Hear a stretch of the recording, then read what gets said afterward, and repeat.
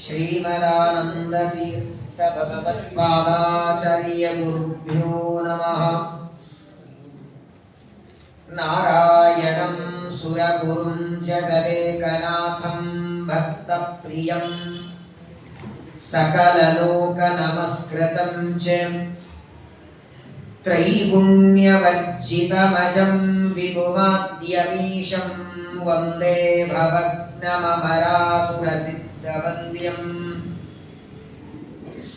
ನಾರಾಯಣಾಯ ಪರಿಪೂರ್ಣಗುಣರ್ಣವಾಯ ವಿಶ್ವೋದಯಸ್ಥಿತಿಲಯೋ ನಿಯತಿಪ್ರದಾಯ ಜ್ಞಾನಪ್ರದಾಯ ವಿಬುಧಾಸುರಸೌಖ್ಯದುಃಖ ಸತ್ಕಾರಣಾಯ ವಿತತಾಯ ನಮೋ ನಮಸ್ತೆ.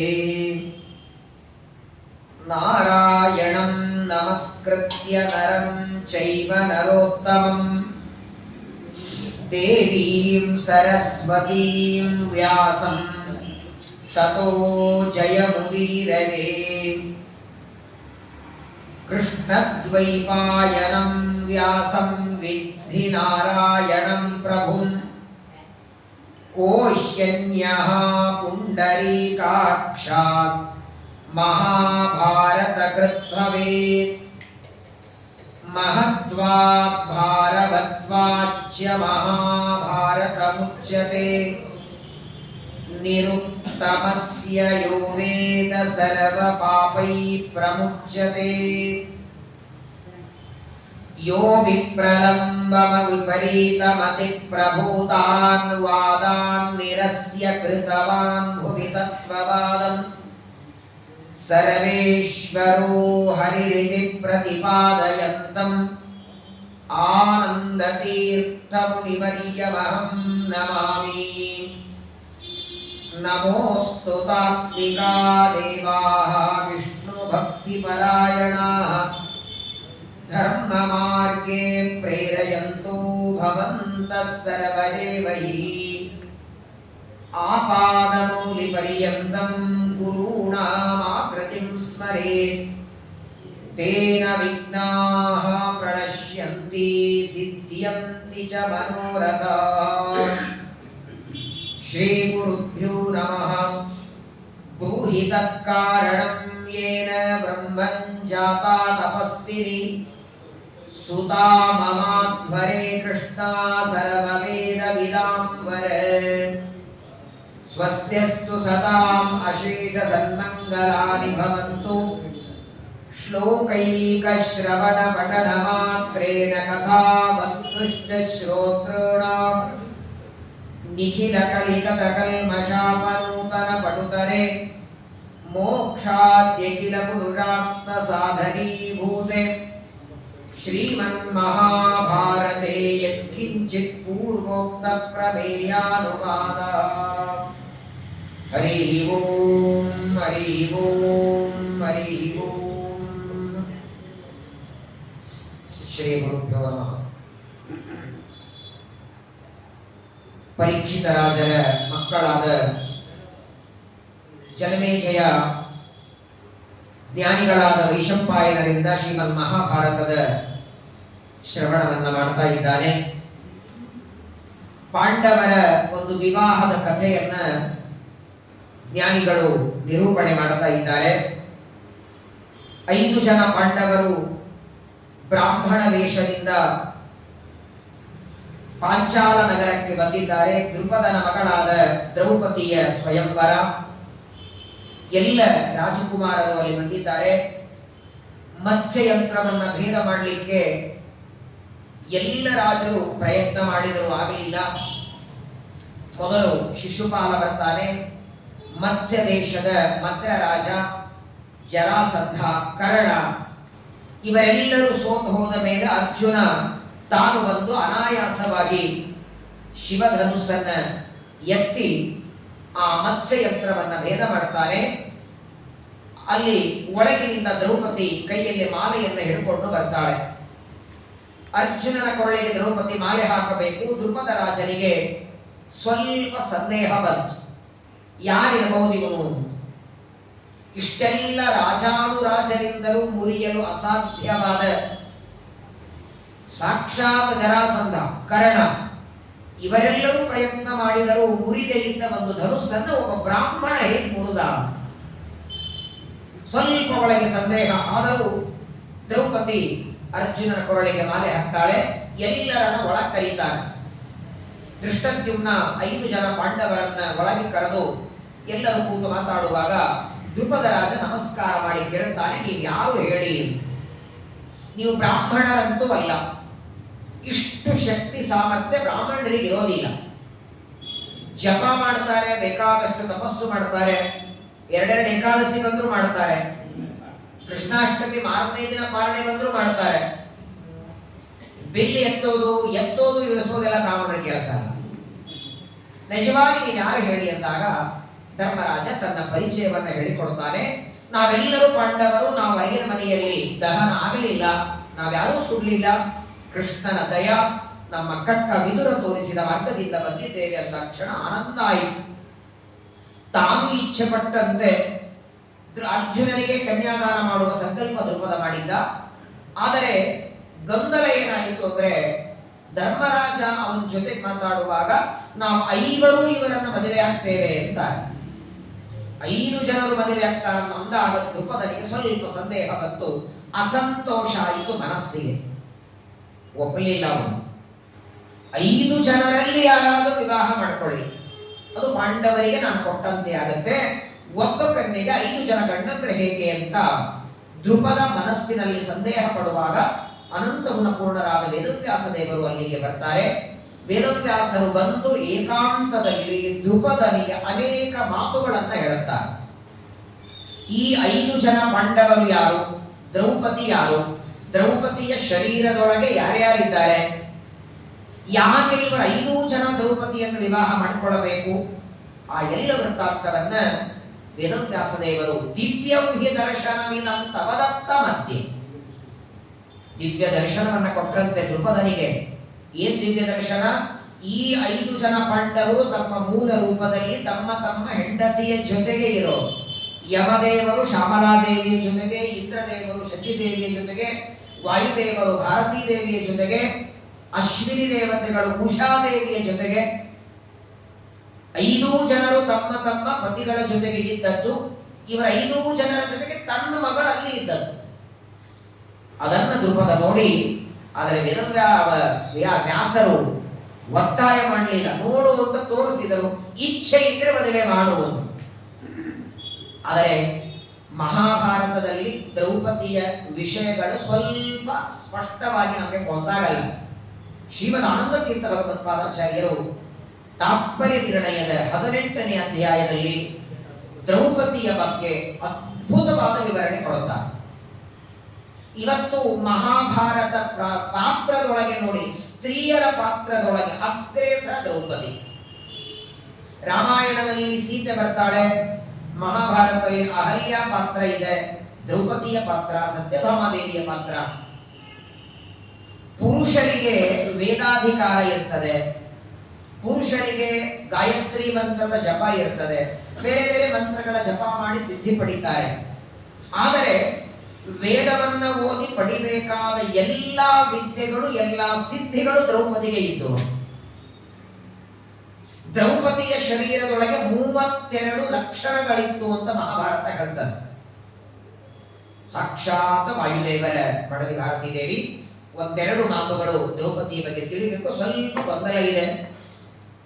ಇದು ಒಂದು ದಿನದ್ದು ಅಲ್ಲ. ನಾನು ಕೇವಲ ದ್ರೌಪದಿಯ ವಿಚಾರವಾಗಿ 15 ದಿನ ಉಪನ್ಯಾಸ ಮಾಡಿದ್ದೆ, ಬೇರೆ ಏನೂ ಅಲ್ಲ. ದ್ರೌಪದಿ ಯಾರು, ಎಷ್ಟು ಜನ್ಮ ಬಂತವಳಿಗೆ, 5 ಜನ ಗಂಡಂದ್ರೆ ಹೇಗೆ, 5 ಜನರನ್ನ ವಿವಾಹ ಮಾಡಿಕೊಂಡರು, ಕನ್ಯಾ ಅಂತ ಅವಳನ್ನ ಹೇಗೆ ಕರೆದದ್ದು, ಪಂಚ ಕನ್ಯಾ ಸ್ಮರೇ ನಿತ್ಯಂ. ಎಷ್ಟು ವಿಚಾರಗಳು ಮಧ್ವಾಚಾರ್ಯ ಕೊಡ್ತಾರೆ. ಆದರೆ ಅತ್ಯಂತ ಅವಶ್ಯವಾಗಿ ನಾವೆಲ್ಲರೂ ತಿಳಿಯಲೇಬೇಕಾದಂತಹ ಕೆಲವು ಮಾತುಗಳನ್ನ ಶ್ರೀಮದ್ ಆಚಾರ್ಯರು ತಪ್ಪ ನಿರ್ಣಯದಲ್ಲಿ ತೋರಿಸಿದಂತೆ ತಿಳಿಯೋಣ. ಸ್ವಲ್ಪ ಗಮನ ಕೊಟ್ಟೆ ಕೇಳ್ತಿರ್ತೀರಿ, ಆದರೂ ಗಮನ ಕೊಟ್ಟು ಕೇಳಿ. ಯಾಕಂದ್ರೆ ಈ ಕಥೆ ಕೇಳುವಾಗ ನಿಮಗೆ ಸ್ವಲ್ಪ ಗೊಂದಲ ಆಗಲ್ಲ. ಯಾರು ಈ ದ್ರೌಪದಿ? ವಾಯುದೇವರ ಮಡದಿಯಾದ ಭಾರತೀ ದೇವಿ ದ್ರೌಪದಿ ಅಂತ ಎಲ್ಲರಿಗೆ ಗೊತ್ತು. ಭಾರತೀ ದೇವಿ ದ್ರೌಪದಿಯಾಗಿ ಹುಟ್ಟೋದಕ್ಕೆ ಕಾರಣ ಏನು? ಸಾಮಾನ್ಯವಾಗಿ ದೇವತೆಗಳ ಭೂಮಿಗೆ ಬರೋದು ಎರಡು ಕಾರಣ. ಒಂದು, ಪರಮಾತ್ಮನ ಆಜ್ಞೆ ಇದ್ರೆ ಬರ್ತಾರೆ. ಇಂಥ ಕೆಲಸ ಮಾಡುವಂತ ದೇವರ ಆಜ್ಞೆ ಮಾಡಿರಬೇಕು. ವಾಯುದೇವರಿಗೆ 3 ಅವತಾರದಲ್ಲಿ ಆಜ್ಞೆ ಮಾಡಿದ್ರು. ಹನುಮನಾಗಿ ಬ್ರಹ್ಮಚರ್ಯದಿಂದ ಸೇವೆ ಮಾಡು, ಗೃಹಸ್ಥನಾಗಿ ಭೀಮಾವತಾರದಲ್ಲಿ, ಯತಿಯಾಗಿ ಮಧ್ವಾಚಾರ್ಯರಾಗಿ. ವಾಯುದೇವರಿಗೆ ಆಜ್ಞೆ ಮಾಡದ ಇಂದ್ರದೇವರಿಗೆ. ಸರಿ, ಇವರೆಲ್ಲರೂ ದೇವರ ಸೇವೆಗೆ ಬಂದದ್ದು. ಹಾಗೆ ದೇವತೆಗಳಿಗೆ ಆಜ್ಞೆ ಮಾಡುವಂತೆ ದೇವತಾ ಸ್ತ್ರೀಯರಿಗೂ ಭೂಮಿಯಲ್ಲಿ ಬರೋದಕ್ಕೆ ದೇವರ ಆಜ್ಞೆ ಇರತ್ತ? ಅವರು ಯಾಕೆ ಆಜ್ಞೆ ಮಾಡ್ಬೇಕು? ದೇವರು ದೇವತೆಗಳು ಅಂತ ಮಕ್ಕಳು ಅಂತ ಅವ್ರಿಗೆ ಮಾಡ್ಲಿ, ಅವ್ರ ಹೆಂಡಂದ್ರಿಗೆ ಅವರು ಮಾಡ್ತಾರಲ್ವೇ. ಪತಿ ಸೇವೆ ಮಾಡ್ಲಿಕ್ಕೆ ಬಂದಿದ್ದಾಳಂದ್ರೆ ಪತಿ ಸೇವೆ ತ್ರೇತಾಯುಗದಲ್ಲಿ ಇರಲಿಲ್ವಾ? ಭಾರತೀ ದೇವಿಗೆ ಪತಿ ಸೇವೆ ಮಾಡೋದೇ ಇದ್ರೆ ತ್ರೇತಾಯುಗದಲ್ಲಿ ಮಾಡ್ಲಿಲ್ಲ, ಹನುಮಂತರು ಬ್ರಹ್ಮಚಾರಿನೇ ಇದ್ರು. ಕಲಿಯುಗದಲ್ಲೂ ಮಾಡಲಿಲ್ಲ, ಮಧ್ವಾಚಾರ್ಯ ಬ್ರಹ್ಮಚಾರಿಗಳೇ ಇದ್ರು. ಭೀಮಾವತಾರದಲ್ಲಿ ಮಾತ್ರ ವಿವಾಹ. ಯಾಕೆಂದ್ರೆ ನೋಡಿ, ವಾಸ್ತವಿಕವಾಗಿ ಭಾರತೀ ದೇವಿ ದ್ರೌಪದಿಯಾಗಿ ಬಂದದ್ದು ಶಾಪದಿಂದ ಅಲ್ಲ, ಕರುಣೆಯಿಂದ. ಇನ್ನೊಬ್ಬರ ಮೇಲೆ ಅನುಗ್ರಹ ಮಾಡುವ ಕರುಣೆಯಿಂದ ಅವಳು ಬಂದದ್ದು. ಅವಳದೇನೂ ತಪ್ಪಿಲ್ಲ.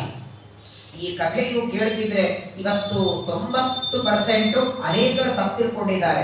ಮಹಾಭಾರತ ಯುದ್ಧ ನಡೆದದ್ದೇ ದ್ರೌಪದಿಯಿಂದ. ಅವತ್ತೇನೋ ಪಾಪ ದುರ್ಯೋಧನ ತೊಡೆ ಮೇಲೆ ಕೂಡಂದ, ಅಷ್ಟನ್ನೇ ಇವಳು ದೊಡ್ಡದು ಮಾಡಿಬಿಟ್ಲು.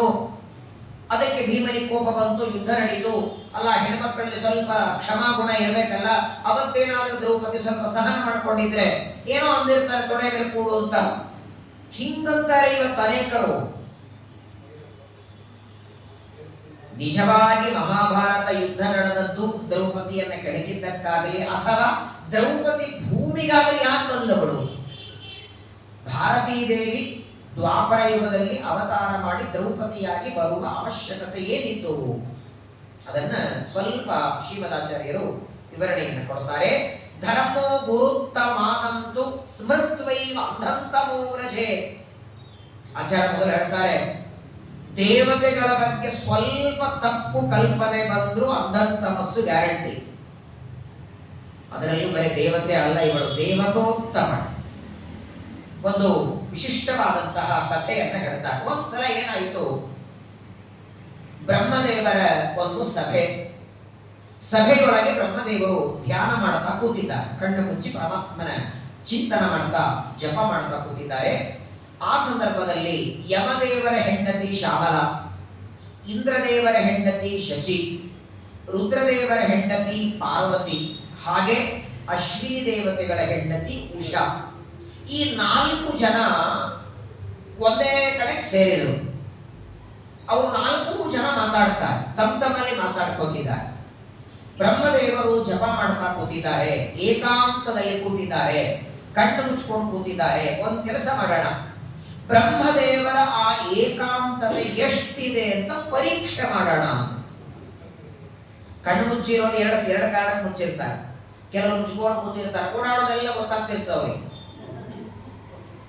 ಕಣ್ಣು ಮುಚ್ಚಿದ್ರೆ ಯಾರು ಹೋಗ್ತಾರೆ ಯಾರು ಬರ್ತಾರೆ ನೋಡ್ತಿರ್ತಾರೋ.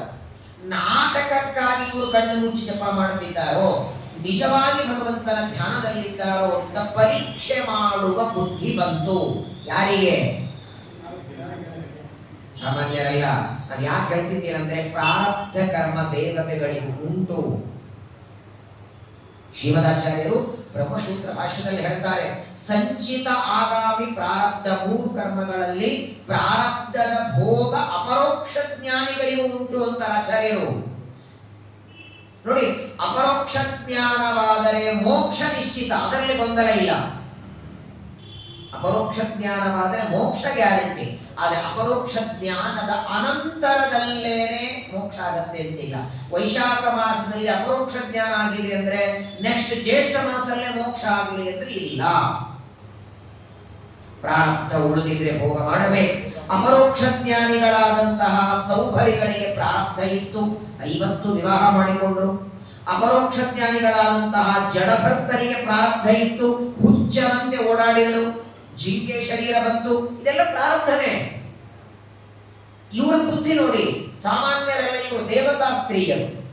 ಇಂದ್ರದೇವರ ಹೆಂಡತಿ ಶಚಿ, ಯಮದೇವರ ಹೆಂಡತಿ ಶ್ಯಾಮಲ, ಅಶ್ವಿನಿ ದೇವತೆಗಳ ಹೆಂಡತಿ ಉಷಾ, ಪಾರ್ವತಿ, 4 ಜನರು ಮಾತಾಡಿಕೊಂಡು, ಸರಿ ಬ್ರಹ್ಮದೇವರು ಕೂತ ಜಪ ಮಾಡ್ತಾ ಕೂತಿದ್ದಾರೆ, ಯಾವಾಗಲೂ ದೊಡ್ಡವರು ಕೂತಿದ್ರೆ ಅವ್ರ ಮುಂದೂ ಓಡಾಡಬಾರದು. ದೇವೋತ್ತಮರು, ಜೀವೋತ್ತಮರು, ಭಗವಂತನ ಮಗ, ಅನಂತ ವೇದಗಳನ್ನ ಮುಖದಿಂದ 4 ಮುಖದಿಂದ ಪಾರಾಯಣ ಮಾಡುವ ಬ್ರಹ್ಮದೇವರ ಮುಂದೆ ಓಡಾಡುತ್ತಿದ್ದಾರೆ. ಬ್ರಹ್ಮದೇವರ ಕಣ್ಣೆದುರಿಗೆ ಹೋಗ್ತಾರೆ, ಹೀಗೆ ಹೋಗ್ತಾರೆ, ಹೀಗೆ ಬರ್ತಾರೆ. ಗೊತ್ತಾಯಿತು ಬ್ರಹ್ಮದೇವರಿಗೆ, ಹೋಗ್ಲಿ ಬಿಡುವಂದ್ರು. ಏನಿದ್ರು ದೇವತಾ ಸ್ತ್ರೀಯರು. ಮೊದಲು 1 ಬಾರಿ ಹೋಗ್ತಾರೆ. ಬ್ರಹ್ಮದೇವರು ನಮ್ಮನ್ನ ಗುರುತಿಸ್ತಿರೋ ಇಲ್ಲೋ ಅಂತ ಗೊತ್ತಾಗಲಿಲ್ಲ. 2ನೇ ಬಾರಿ ಮತ್ತೆ ಅವ್ರ ಮುಂದೆ ಹಾಯ್ದು ಹೋಗ್ತಾರೆ. 3 ಬಾರಿ ಹೀಗೆ ಮಾಡಿದರೆ, 3 ಬಾರಿ ಈ ರೀತಿ ಮಾಡಿದ ಮೇಲೆ 4ನೇ ಬಾರಿ ಸ್ವಲ್ಪ ಅವರಿಗೆ ಇನ್ನೂ ವಿಶೇಷ ಜಿಜ್ಞಾಸ ಬಂತು. ಬ್ರಹ್ಮದೇವರಿಗೆ ನಮ್ಮ ಪರಿಚಯ ಆಯಿತೋ ಇಲ್ಲೋ, ನಾವು ಯಾರು ಅಂತ ಗೊತ್ತಾಯಿತೋ ಇಲ್ಲೋ ಅಂತ ತಿಳಿಸಬೇಕು ಅನ್ನೋದಕ್ಕಾಗಿ, ಯಾವಾಗ ನೋಡಿ ಜಿಜ್ಞಾಸೆ ಒಳಗೆ 2 ಇರ್ತದೆ. ಮೊದಲು ತಿಳ್ಕೊಳ್ಬೇಕು ಅಂತ ಇಚ್ಛಾ, ಅದರ ಬಗ್ಗೆ ಹೆಚ್ಚು ಆಸಕ್ತಿ ಬಂದಾಗ ಅದು ವಿಶೇಷ ಜಿಜ್ಞಾಸ. ಮೊದಲಿಗೆಲ್ಲ ಬರೀ ಬ್ರಹ್ಮದೇವರ ಮುಂದೆ ಓಡಾಡೋದು, ಗೊತ್ತಾಗುತ್ತಾ ನಾವು ಯಾರು ಅಂತ ನೋಡ್ಲಿಕ್ಕೆ. ಸ್ವಲ್ಪ ಹೊತ್ತಾದ ಮೇಲೆ ಈ 4 ಜನ ಏನ್ ಮಾಡ್ತಾರೆ, ಒಬ್ಬರೇ ಓಡಾಡಲಿಲ್ಲ, ಗಂಡಂದರ ಜೊತೆ ಓಡಾಡ್ತಾರೆ. ಇಂದ್ರದೇವರ ಜೊತೆಗೆ ಶಚಿದೇವಿ, ಯಮದೇವರ ಜೊತೆಗೆ ಶ್ಯಾಮಲಾದೇವಿ, ಅಶ್ವಿನಿ ದೇವತೆಗಳ ಜೊತೆಗೆ ಉಷಾದೇವಿ, ರುದ್ರದೇವರ ಜೊತೆಗೆ ಪಾರ್ವತಿ. ಯಾವಾಗಲೂ ಒಂದು ಮಾತು ನೋಡಿ, ಜ್ಞಾನಿಗಳು ದೊಡ್ಡವರು ಎದುರಿಗಿದ್ದಾಗ ಗಂಡ ಹೆಂಡತಿ ಕೂತ್ಕೊಂಡು ಮಾತಾಡಬಾರದು. ಇರಲಿ, ದಂಪತಿಗಳಲ್ಲಿ ಎಷ್ಟೇ ಪ್ರೀತಿ ಇರಲಿ, ಜ್ಞಾನಿಗಳ ಮುಂದೆ, ದೊಡ್ಡವರ ಮುಂದೆ ಅದು ಒಂದು ರೀತಿ ಅಸಭ್ಯ ವರ್ತನೆ. ಅವರ ಮುಂದೆ ಮಾತಾಡೋದು, ಅವ್ರ ಮುಂದೆ ನಗೋದು, ಅಥವಾ ಸಂಸಾರದ ಏನೇನೋ ವಿಚಾರಗಳನ್ನು ಅಲ್ಲೆಲ್ಲ ಮಾತಾಡೋದು, ಸರ್ವಥಾ ಮಾಡ್ತಕ್ಕಂಥಲ್ಲ. ಅದು ದೊಡ್ಡವರಿಗೆ ನಿಂದೆ ಮಾಡೋ ಹಾಗೆ. 3 ಬಾರಿ ಒಬ್ಬಂಟಿಕರಾಗಿ ಓಡಾಡಿದರು, ಒಬ್ಬೊಬ್ಬರಾಗಿ ಓಡಾಡ್ತಾರೆ 3 ಬಾರಿ. 4ನೇ ಬಾರಿ ಗಂಡಂದರ ಜೊತೆಗೆ ಯಾವಾಗ ಓಡಾಡಿದರೋ, ಬ್ರಹ್ಮದೇವರು ಸ್ವಲ್ಪ ಹೊತ್ತು ವಿಚಾರ ಮಾಡಿ ಭಗವಂತನ ಸಂಕಲ್ಪ ಏನು ಅಂತ ತಿಳ್ಕೊಂಡು ತಕ್ಷಣದಲ್ಲಿ ಕಣ್ಣು ತೆಗಿತಾರೆ. ಕಣ್ಣು ತೆಗೆದು ಬ್ರಹ್ಮದೇವರಂತಾರೆ, ಪತಿ ಪತ್ನಿಯರು ಓಡಾಡಬೇಕು, ಮಾತಾಡಬೇಕು, ಅಥವಾ ಅವರವರ ಪ್ರೀತಿ ಮಾಡಬೇಕು, ಅದು ತಪ್ಪಲ್ಲ, ಅದು ಸಂಸಾರದ ಧರ್ಮ. ಆದರೆ ಅದು ಎಲ್ಲಿ ಅನ್ನೋದಕ್ಕೊಂದು ಕಾರಣ ಇದೆ. ನಿಮ್ಮ ಮನೆಗಳಲ್ಲಿ ನೀವೇನು ಗಂಡ ಹೆಂಡತಿ ಪ್ರೀತಿಯಿಂದ ಅನ್ಯೋನ್ಯವಾಗಿ ಇರ್ತಿರೋದ್ರೆ ಮಾತು ಸಂಘದಲ್ಲಿ ಇರ್ಲಿಕ್ಕಾಗತ್ತಾ? ಇಲ್ಲಿ ಬಂದಾಗ ಅಂದ್ರೆ ಗೌರವ ಕಾಪಾಡಬೇಕಾಗತ್ತೆ. ಮನೆಯಲ್ಲಿ ಇದ್ದಂತೆ ಹೊರಗಿರೋದಲ್ಲ. ಅದರಲ್ಲಿಯೂ ಜೀವೋತ್ತಮರಾದ ವಾಯುದೇವ ಬ್ರಹ್ಮದೇವರು ಇನ್ನ ನೆಕ್ಸ್ಟ್ ಉದ್ಧಾರ ಆಗಿ ಮೋಕ್ಷಕ್ಕೆ ಹೋಗಬೇಕು. ಪರಮಾತ್ಮನ ಅಚ್ಚುಮೆಚ್ಚಿನ ಮಗ, 14 ಲೋಕದ ಒಡೆಯ ಬ್ರಹ್ಮದೇವರ ಎದುರುಗಡೆ ಇವರು ಓಡಾಡ್ತಾ ಇದ್ದಾಗ ಬ್ರಹ್ಮದೇವರು ಇವರಿಗೆ ಒಂದು ಪಾಠವನ್ನು ಕಲಿಸಬೇಕು ಅಂತ ಕಣ್ಣು ಮುಚ್ಚಿ ಸ್ವಲ್ಪ ಹೊತ್ತು ಇವರ ಓಡಾಡೋದನ್ನ ನೋಡಿದ ಬ್ರಹ್ಮದೇವರು ತಕ್ಷಣದಲ್ಲಿ ಕಣ್ಣು ತೆಗಿತಾರೆ. ಬ್ರಹ್ಮದೇವರಂತಾರೆ, 3 ಬಾರಿ ನನ್ನ ಕಣ್ಣ ಮುಂದೆ ನೀವೆಲ್ಲ ಓಡಾಡಿದ್ದೀರಿ, 4ನೇ ಬಾರಿ ಗಂಡಂದರ ಜೊತೆ ಓಡಾಡಿದ್ದೀರಿ. 2 ಶಾಪ ನಿಮಗೆ ಕೊಡುತ್ತೇನೆ. 3 ಬಾರಿ ನೀವೆಲ್ಲರೂ ಓಡಾಡಿದ್ದಕ್ಕೆ ನೀವು 4 ಜನ 3 ಬಾರಿ ಒಂದೇ ಶರೀರದಲ್ಲಿ ಹುಟ್ಟಿ ಬರಬೇಕು. ಶರೀರ ಒಂದೇ, 4 ಜನ ಇರಬೇಕು. ನೀವು ಒಂದೇ ಶರೀರದೊಳಗೆ 4 ಜನರು 3 ಬಾರಿ ಹುಟ್ಟಿ ಬರಬೇಕು. ಇದು ಯಾಕೆ? ನನ್ನ ಕಣ್ಣ ಮುಂದೆ ನೀವು ಒಬ್ಬಂಟಿಕರಾಗಿ 3 ಬಾರಿ ಓಡಾಡಿದ್ದಾರೆ. 4ನೇ ಬಾರಿ ಗಂಡಂದರ ಜೊತೆಗೆ ಓಡಾಡಿದ್ದಕ್ಕೆ 2ನೇ ಶಾಪ ಬ್ರಹ್ಮದೇವರು ಕೊಡ್ತಾರೆ. ಯಾವ ನಿಮ್ಮ ಗಂಡಂದರ ಜೊತೆಗೆ ಓಡಾಡಿರಿ, ಆ ನಿಮ್ಮ ಗಂಡನ ಸಂಪರ್ಕ ನಿಮಗಾಗದೆ ಒಂದೇ ಶರೀರದೊಳಗೆ 5 ಜನ ಗಂಡಂದರು ನಿಮಗೆ ಬರಲಿ, ಪರಪುರುಷರ ಸಂಪರ್ಕ ಆಗಲಿ ಅಂತ ಬ್ರಹ್ಮದೇವರ ಶಾಪ. 2 ಶಾಪಗಳನ್ನ 4 ಜನ ಸ್ತ್ರೀಯರಿಗೆ ಬ್ರಹ್ಮದೇವರು ಕೊಡುತ್ತಾರೆ. ಒಂದು, 3 ಬಾರಿ ನನ್ನ ಕಣ್ಣ ಮುಂದೆ ಓಡಾಡಿ ನನ್ನ ತಪಸ್ಸಿಗೆ ಭಂಗ ಮಾಡಿದ್ದಕ್ಕೆ ಒಂದೇ ಶರೀರದಲ್ಲಿ 3 ಜನ್ಮ ಬರಲಿ ಅಂತ. ಇದು ಒಂದು ಶಾಪ. ಆದರೆ ಗಂಡಂದರ ಜೊತೆಗೆ ಓಡಾಡಿದ್ದರಿಂದ ನಿಮ್ಮ ಗಂಡನ ಸಂಪರ್ಕ ಆಗದೆ ಪರಪುರುಷನ ಸಂಪರ್ಕ ನಿಮಗಾಗಲಿ. ಇಷ್ಟು ಶಾಪ ಬ್ರಹ್ಮದೇವರು ಕೊಟ್ಟಿದ್ದಾರೆ. ಶಾಪದ ಕ್ಷಣ ಈ 4 ಜನ ಸ್ತ್ರೀಯರು ತಮ್ಮಲ್ಲಿ ಮಾತಾಡ್ಕೊತಾರೆ, ಅಯ್ಯೋ ಏನೋ ಮಾಡ್ಲಿಕ್ಕೆ ಹೋಗಿ ಏನೋ ಆಯ್ತಲ್ಲ, ಸುಮ್ಮನೇನೋ ಪರೀಕ್ಷೆ ಮಾಡ್ಲಿಕ್ಕೆ ಹೋದ್ರಿ, ನಾವು ಓಡಾಡಿದ್ದು ಬ್ರಹ್ಮದೇವರಿಗೆ ಗೊತ್ತಾಗತ್ತೋ ಇಲ್ಲೋ ಅಂತ ಪರೀಕ್ಷೆ ಮಾಡ್ಲಿಕ್ಕೆ ಹೋದರೆ ದೊಡ್ಡ ಶಾಪ ಬಂತು.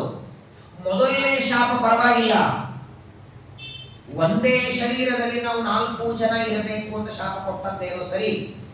ಎರಡನೇ ಶಾಪ ಉಂಟಲ್ಲ, ಪರಪುರುಷರ ಸಂಗಾಗಲಿ ಅಂತ. ಅಕಸ್ಮಾತ್ತಾಗಿ ಯೋಗ್ಯತೆಯೊಳಗೆ ನಮಗಿಂತ ಸಣ್ಣ ಪುರುಷರ ಸಂಘ ಆದರೆ, ಬ್ರಹ್ಮದೇವರು ಹಾಗೆ ಕೊಟ್ಟಿಲ್ಲ, ನಿಮಗಿಂತ ಯೋಗ್ಯತೆಯಲ್ಲಿ ಉತ್ತಮರು ದೊಡ್ಡವರು ಅಂತಿಲ್ಲ.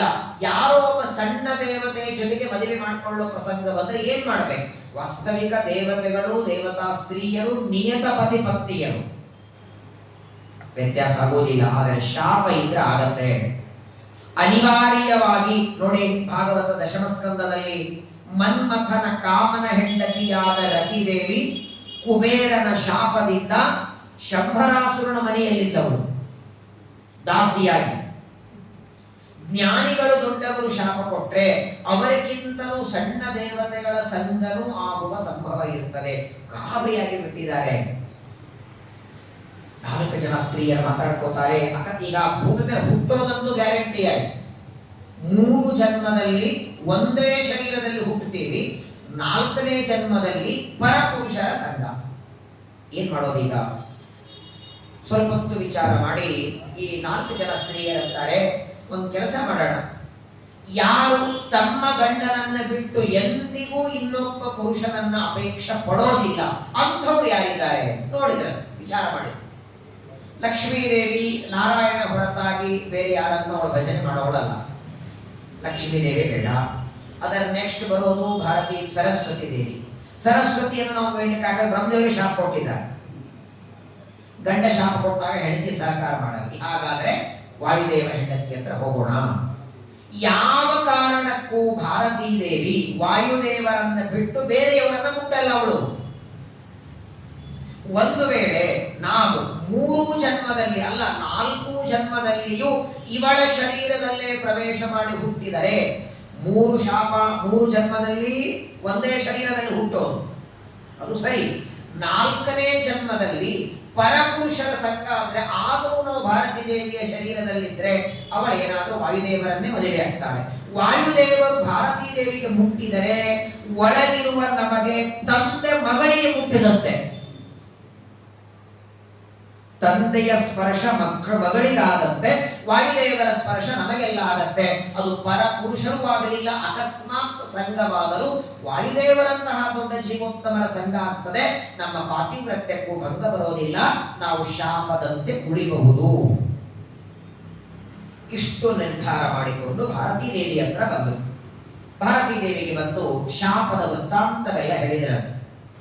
ನಾವು ಬ್ರಹ್ಮದೇವರಿಗೆ ಮಾಡಿದ ಅವಮಾನ, ಅವರು ನಮಗೆ ಶಾಪವನ್ನು ಕೊಟ್ಟು ಭೂಮಿಯಲ್ಲಿ ಹುಟ್ಟೋದು ಮಾತ್ರವಲ್ಲ ಪರಪುರುಷರ ಸಂಘ ಆಗಲಿ ಎಂದು ಶಾಪ ಕೊಟ್ಟಿದ್ದಾರೆ.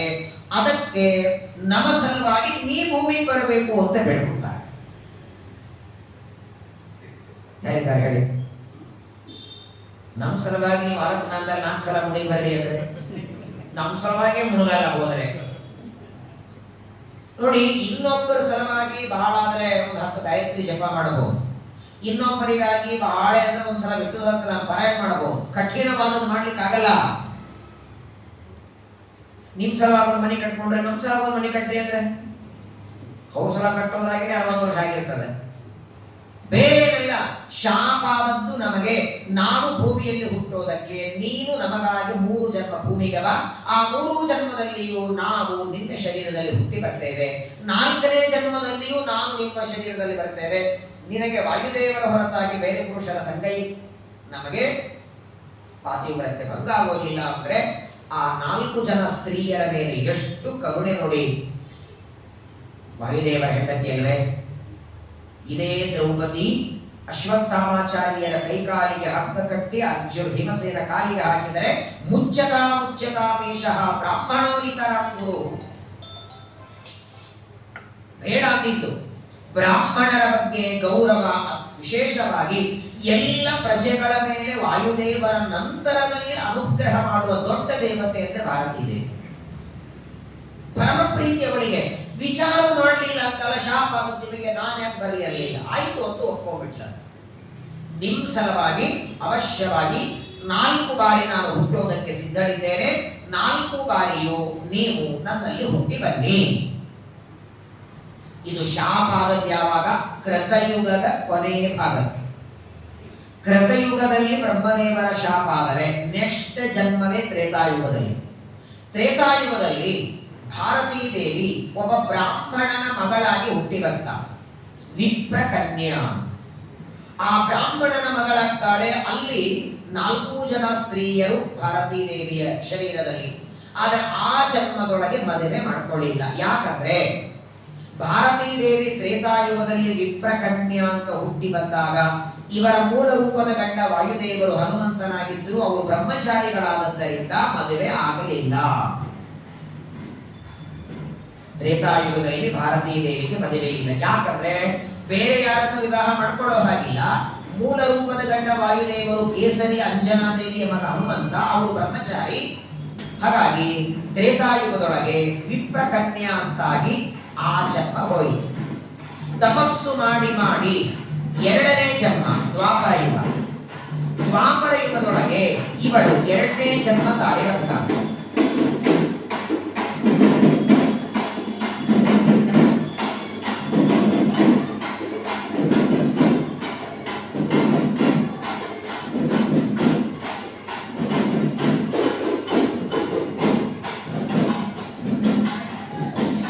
ಮೊದಲನೇದು ವಿಪ್ರ ಕನ್ಯಾ ಅನ್ನುವ ಜನ್ಮ.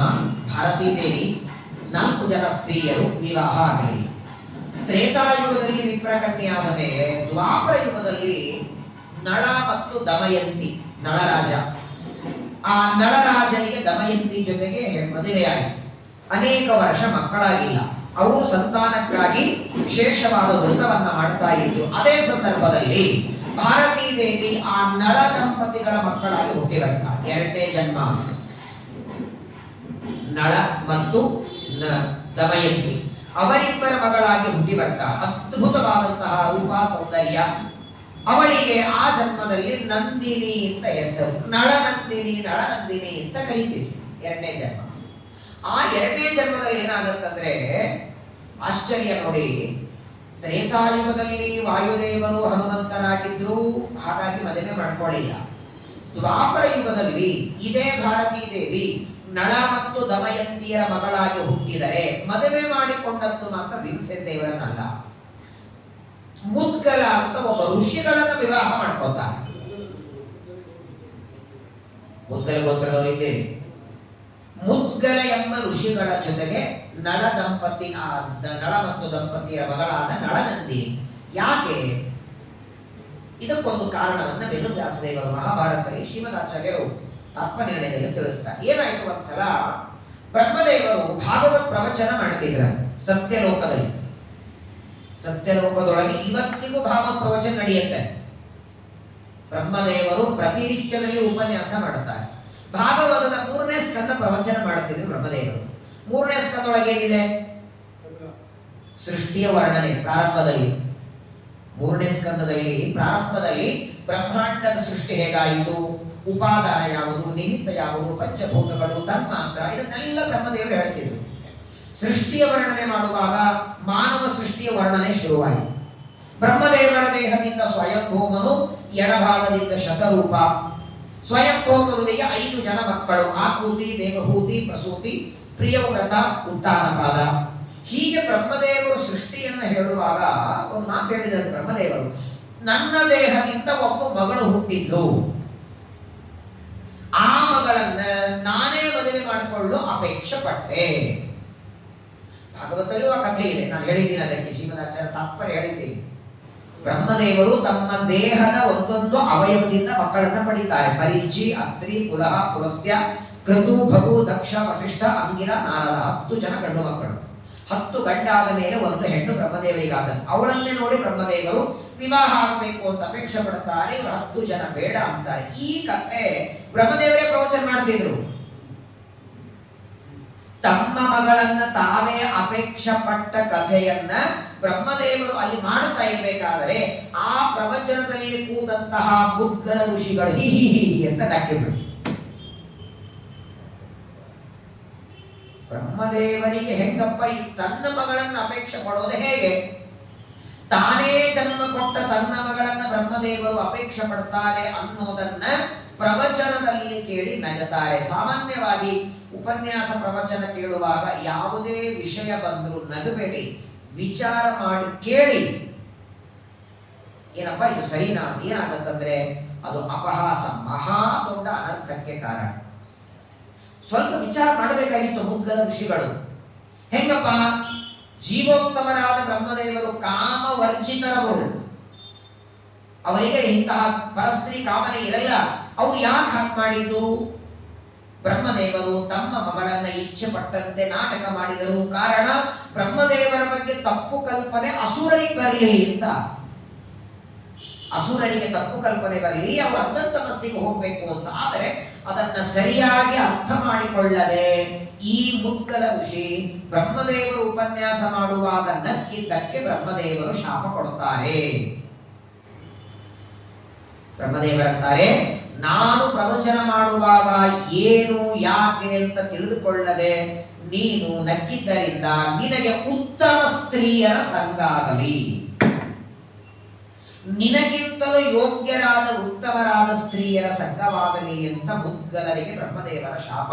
ಭಯಾನಕರಿ ಶಾಪ ಅದು. ಇನ್ನು ತಪಸ್ಸು ಹಾಳಾಗಲಿ ಅಂತ ಶಾಪ ಕೊಡಬಹುದು, ನಿನಗೆ ಬೇಗ ಮುಪ್ಪುತನ ಬರಲಿ ಅಂತ ಶಾಪ ಕೊಡಬಹುದು, ತನಕ್ಕಿಂತಲೂ ಉತ್ತಮರಾದ ಸ್ತ್ರೀಯರ ಸಂಘ ಬರಲಿ ಎನ್ನುವ ಶಾಪ ಭಯಾನಕ. ಆದರೆ ಅದನ್ನ ಬ್ರಹ್ಮದೇವರು ಕೊಟ್ಟು ಬಿಡುತ್ತಾರೆ. ಆ ಒಂದು ಬ್ರಹ್ಮದೇವರ ಶಾಪ ಇದ್ದದ್ದಕ್ಕೆ ಆ ಮುದ್ಗಲ ಋಷಿಗಳು ಈ ನಳನಂದಿನಿಯನ್ನ ವಿವಾಹ ಮಾಡಿಕೊಳ್ತಾರೆ. ವಾಸ್ತವಿಕ ಭಾರತೀ ದೇವಿ, ಶಚಿ, ಶ್ಯಾಮಲ, ಪಾರ್ವತಿ, ಉಷಾ 5 ಜನ ದೇವತೆಗಳು ಎರಡನೇ ಜನ್ಮದೊಳಗೆ, ಮೊದಲನೇ ಜನ್ಮ ವಿಪ್ರಕನ್ಯಾ ಮದುವೆ ಆಗಲಿಲ್ಲ, ಎರಡನೇ ಜನ್ಮದೊಳಗೆ ಮುದ್ಗಲ ಋಷಿಗಳನ್ನ ವಿವಾಹ ಮಾಡಿಕೊಳ್ಳೋ ಪ್ರಸಂಗ ಬಂತು. ಆದರೆ ಬ್ರಹ್ಮದೇವರು ಶಾಪ ಕೊಟ್ಟ ಕ್ಷಣ ಮುದ್ಗಲ ಋಷಿಗಳು ಪ್ರಾರ್ಥನಾ ಮಾಡಿಕೊಂಡ್ರ, ಸ್ವಾಮಿ ನೀವೇನು ಉಪನ್ಯಾಸ ಮಾಡ್ತಿದ್ರೆ ನಾನು ಸ್ವಲ್ಪ ಗಡಿಬಿಡಿ ಒಳಗೆ ನಕ್ಕಿ ಬಿಟ್ಟೆ, ಹೆಂಗಪ್ಪ ನಿಮ್ಮಗಳನ್ನು ನೀವೇ ಹೇಗೆ ಅಪೇಕ್ಷೆ ಪಟ್ರಿ ಅಂತ ನಾನು ಸ್ವಲ್ಪ ನಕ್ಕೆ. ಆದರೆ ಶಾಪ ಕೊಟ್ರೆ ಉತ್ತಮ ಸ್ತ್ರೀಯರ ಶಾಪ, ಉತ್ತಮ ಸ್ತ್ರೀಯರ ಸಂಘ ಆಗಲಿ ಅಂತ. ಸಂಘ ಬೇಡ, ಉತ್ತಮ ಸ್ತ್ರೀಯರನ್ನ ನೋಡಿದರೆ ಸಾಕು, ಸಾವಿರಾರು ವರ್ಷ ಮಾಡಿದ ತಪಸ್ಸು ಹಾಳಾಗಿ ಹೋಗ್ತದೆ. ಇನ್ನು ಅವರ ಸಂಪರ್ಕ, ಅವರ ಸಂಘ ಆದ್ರೆ ಏನ್ ಮಾಡ್ಲಿ ಅಂತ ಬಹಳ ದುಃಖಿತರಾಗಿ ಬೆಳ್ಕೊಳ್ತಾರೆ. ಬ್ರಹ್ಮದೇವರಂದ್ರು, ನೋಡು ನಾನು ಕೊಟ್ಟ ಶಾಪ ಅಂತೂ ಸುಳ್ಳಾಗೋದಿಲ್ಲ, ಶಾಪ ಅಂತೂ ಆಗೋದೆ, ನೀನ್ ಮದುವೆ ಮಾಡ್ಕೊಳ್ಳೋದು ನಿಶ್ಚಿತ. ಆದರೆ ನೀನು ಆ ನಳ ದಂಪತಿಯರ ಮಗಳನ್ನ ವಿವಾಹ ಮಾಡಿಕೊಂಡಾಗ ಯಾವಾಗ ನೀನು ಅವಳನ್ನು ಮುಟ್ಲಿಕ್ಕೆ ಪ್ರಯತ್ನ ಮಾಡುತ್ತೀಯೋ ಆಗ ನಿನ್ನೊಳಗೆ ಆ ಸ್ಪರ್ಶ ವಾಯುದೇವರು ಮಾಡುತ್ತಾ ನೀನು ಮಾಡಲ್ಲ. ನಳನಂದಿನಿಯನ್ನು ವಿವಾಹ ಮಾಡಿಕೊಂಡು ನೀನು ಅವಳನ್ನ ಮುಟ್ಟುವಾಗ ಆ ಸ್ಪರ್ಶ ಒಳಗಿದ್ದು ವಾಯುದೇವರು ಮಾಡುತ್ತಾರೆ. ಆದ್ದರಿಂದ ವಾಯುದೇವರು ತಮ್ಮ ಹೆಂಡತಿಯ ಸ್ಪರ್ಶ ಮಾಡಿದ್ದಕ್ಕೆ ನೀನು ಉತ್ತಮರ ಸಂಘ ಮಾಡಿದ ಪಾಪಕ್ಕೆ ನೀನು ಒಳಗಾಗಲ್ಲ. ಎರಡೂ ಮಾಡಿಬಿಟ್ರು ಬ್ರಹ್ಮದೇವರು. ಆ ಶಾಪಕ್ಕೆ ತಕ್ಕಂತೆ ಇವರಿಗೆ ಮದುವೆಯಾದ ಮೇಲೆ ಸ್ವಲ್ಪ ದಿನಗಳವರೆಗೆ ಮುದ್ಗಲ ಋಷಿಗಳ ಜೊತೆಗೆ ಇದ್ದು. ಇವರ ಕಥೆ ಸ್ವಲ್ಪ ಮಹಾಭಾರತದಲ್ಲಿ ವಿಚಿತ್ರ ಬರ್ತದೆ. ಈ ಮುದ್ಗಲ ಋಷಿಗಳಿಗೆ ಸ್ವಲ್ಪ ಮೈತುಂಬ ರೋಗ ಇತ್ತ. ಇವರನ್ನ ನೋಡಿದರೆ ಸಾಕು ಹೆಂಡತಿ ತಾನೇ ದೂರು ಸರಿಬೇಕು. ಮೈಯೆಲ್ಲ ಸ್ವಲ್ಪ ಕಜ್ಜಿ ಆಗೋದು, ಪದೇ ಪದೇ ಮೈಯೆಲ್ಲ ಸ್ವಲ್ಪ ನಡಗೋದು, ಒಂಥರ ಅಲ್ಲಲ್ಲಿ ರಕ್ತ ಬರೋದು, ನೋಡಿದರೆ ದೂರು ಸಣ್ಣೋ ಹಾಗಿರಬೇಕು. ಆದ್ರೆ ಸೇವೆ ಮಾತ್ರ ತಪ್ಪದೇ ಮಾಡ್ತಿದ್ಲು. ಇವಾಗ ಹೆಸರು ಬಂತು, ಅವರು ಹೋಗಿತ್ತವ. ಯಾರೇ ಅಂತ ವ್ಯಕ್ತಿಗಳನ್ನು ಯಾರೇ ಕಂಡ್ರು ದೂರ ಸರಿಸ್ತಾರೆ. ಆದ್ರೆ ಇವಳು ಹೇಸ್ಕೋತಿರ್ಲಿಲ್ಲ. ಎಷ್ಟು ವಿಚಿತ್ರ ಅಂದ್ರೆ ಒಂದ್ಸಲ ಅಡಿಗೆ ಮಾಡಿ ಊಟಕ್ಕೆ ಬಡಿಸಿದ್ದಾಳೆ ನಳನಂದಿನಿ. ಗೌತಮರು ಆ ಮುದ್ಗಲರು ಊಟ ಮಾಡ್ತಿದ್ರೆ ಆ ಹೆಬ್ಬಟ್ಟು ಕಿತ್ತಿ ಅನ್ನದೊಳಗೆ ಬಿತ್ತಾಳೆ. ಎಷ್ಟು ಅಸಹ್ಯ ಅನಿಸ್ಬೇಕು ಹೇಳಿ. ಒಂದು ದಿನ ಹೆಸ್ಕೊಳ್ಳಿಲ್ಲ, ಅಷ್ಟು ಅಷ್ಟೇ ಪತಿವ್ರತೆಯಾಗಿ ಸೇವೆ ಮಾಡ್ತಾಳೆ. ಆ ಸೇವೆಯಿಂದ ಸಂತುಷ್ಟರಾಗಿ ಮುದ್ಗಲರಂತಾರಮ್ಮ, ಜನ್ಮಾಂತರದಲ್ಲಿ ನಿನಗೆ ಉತ್ತಮ ಸ್ಥಾನ ಸಿಗಲಿ, ದೊಡ್ಡದಾದಂತಹ ಒಂದು ಜನ್ಮ ಬರಲಿ ಅಂತ ಅನುಗ್ರಹ ಮಾಡುತ್ತಾರೆ. ಆ ಜನ್ಮದೊಳಗೆ ಮುದ್ಗಲರನ್ನು ವಿವಾಹ ಮಾಡಿಕೊಂಡು ಕೆಲವೇ ದಿನಗಳಲ್ಲಿ ಮುದ್ಗಲರು ಅರಣ್ಯಕ್ಕೆ ಹೋಗಿಬಿಟ್ರು. ನೀನು ಬೇಡ, ನಾನು ಬೇಡ, ನಾನು ತಪಸ್ಸಿಗೆ ಹೋಗ್ತೇನೆ ಅಂತ. ಮುದ್ಗಲ ಋಷಿಗಳು ತಪಸ್ಸಿಗೆ ಹೋದ ಮೇಲೆ ಇವಳು ತಪಸ್ಸಿಗೆ ಬಂದು ನಳನಂದಿನಿ. ಇವಳು ತಪಸ್ಸು ಮಾಡಿ ಈ ಜನ್ಮದಲ್ಲಿ ಮುದ್ಗಲರನ್ನ ವಿವಾಹ ಮಾಡಿಕೊಂಡಿದ್ದೇನೆ, ಜನ್ಮಾಂತರದಲ್ಲಾದ್ರೂ ಒಳ್ಳೆಯ ಗಂಡ ಸಿಗಬೇಕು ಅಂತ ಇವಳು ತಪಸ್ಸು ಮಾಡುತ್ತಿದ್ದು, ಅದೇ ಸಂದರ್ಭದಲ್ಲಿ ದ್ರುಪದ ರಾಜ ಯಜ್ಞ ಮಾಡುತ್ತಿದ್ದ. ಹಾಗಾಗಿ 3ನೇ ಜನ್ಮ ಅಲ್ಲಿ ಬಂದು ಅವಳು ಹುಟ್ಟಿ. ಮೊದಲನೇದ್ದು ವಿಪ್ರಕನ್ಯಾ, 2ನೇದ್ದು ನಳನಂದಿನಿ, 3ನೇದ್ದು ಇವಳಿಗೆ ಯಾಜ್ಞಸೇನಿ ಅಂತ ಜನ್ಮ ಬಂತು. ಇಂದ್ರಸೇನ ಅನ್ನುವಂತಹ ಒಂದು ಜನ್ಮ. ಇದೊಂದು ದ್ರೌಪದಿಯ 3ನೇ ಜನ್ಮ. ಇಂದ್ರಸೇನೆಯಾಗಿ ಯಾವಾಗ ಹುಟ್ಟುತ್ತಾಳೆ ಇವಳು, ವಿಶೇಷವಾಗಿ ತಪಸ್ಸನ್ನ ಮಾಡಿ ಪರಮಾತ್ಮನನ್ನ ಸಂತೋಷ ಪಡಿಸ್ತಾಳೆ. ಯಾಕಂದ್ರೆ ಹಿಂದಿನ ಜನ್ಮದಲ್ಲಿ ಯೋಗ್ಯತೆಯೊಳಗೆ ತನಗಿಂತಲೂ ಸಣ್ಣ ಒಬ್ಬ ಮುದ್ಗಲರನ್ನ ಮದುವೆ ಮಾಡಿಕೊಂಡದ್ದಕ್ಕೆ ಈ ಜನ್ಮದಲ್ಲಿ ಹಾಗಾಗಬಾರದು ಅಂತ ಭಾರತೀ ದೇವಿ 3ನೇ ಜನ್ಮದಲ್ಲಿ ತಪಸ್ಸು ಮಾಡಿದ್ರು. ಯಾರನ್ನ ಕುರಿತು? ಪರಮಾತ್ಮನನ್ನ ಕುರಿತು. ವಿಚಿತ್ರ ನೋಡಿ, ಈಗ ಒಂದು ಶರೀರದಲ್ಲಿ 5 ಜನ ಇದ್ದಾರೆ. ಇಂದ್ರಸೇನೆ ತಪಸ್ಸು ಮಾಡುತ್ತಾಳೆ. ತಪಸ್ಸು ಮಾಡಿ ಪ್ರತ್ಯಕ್ಷವಾಗಿ ವರ ಕೊಡಬೇಕು.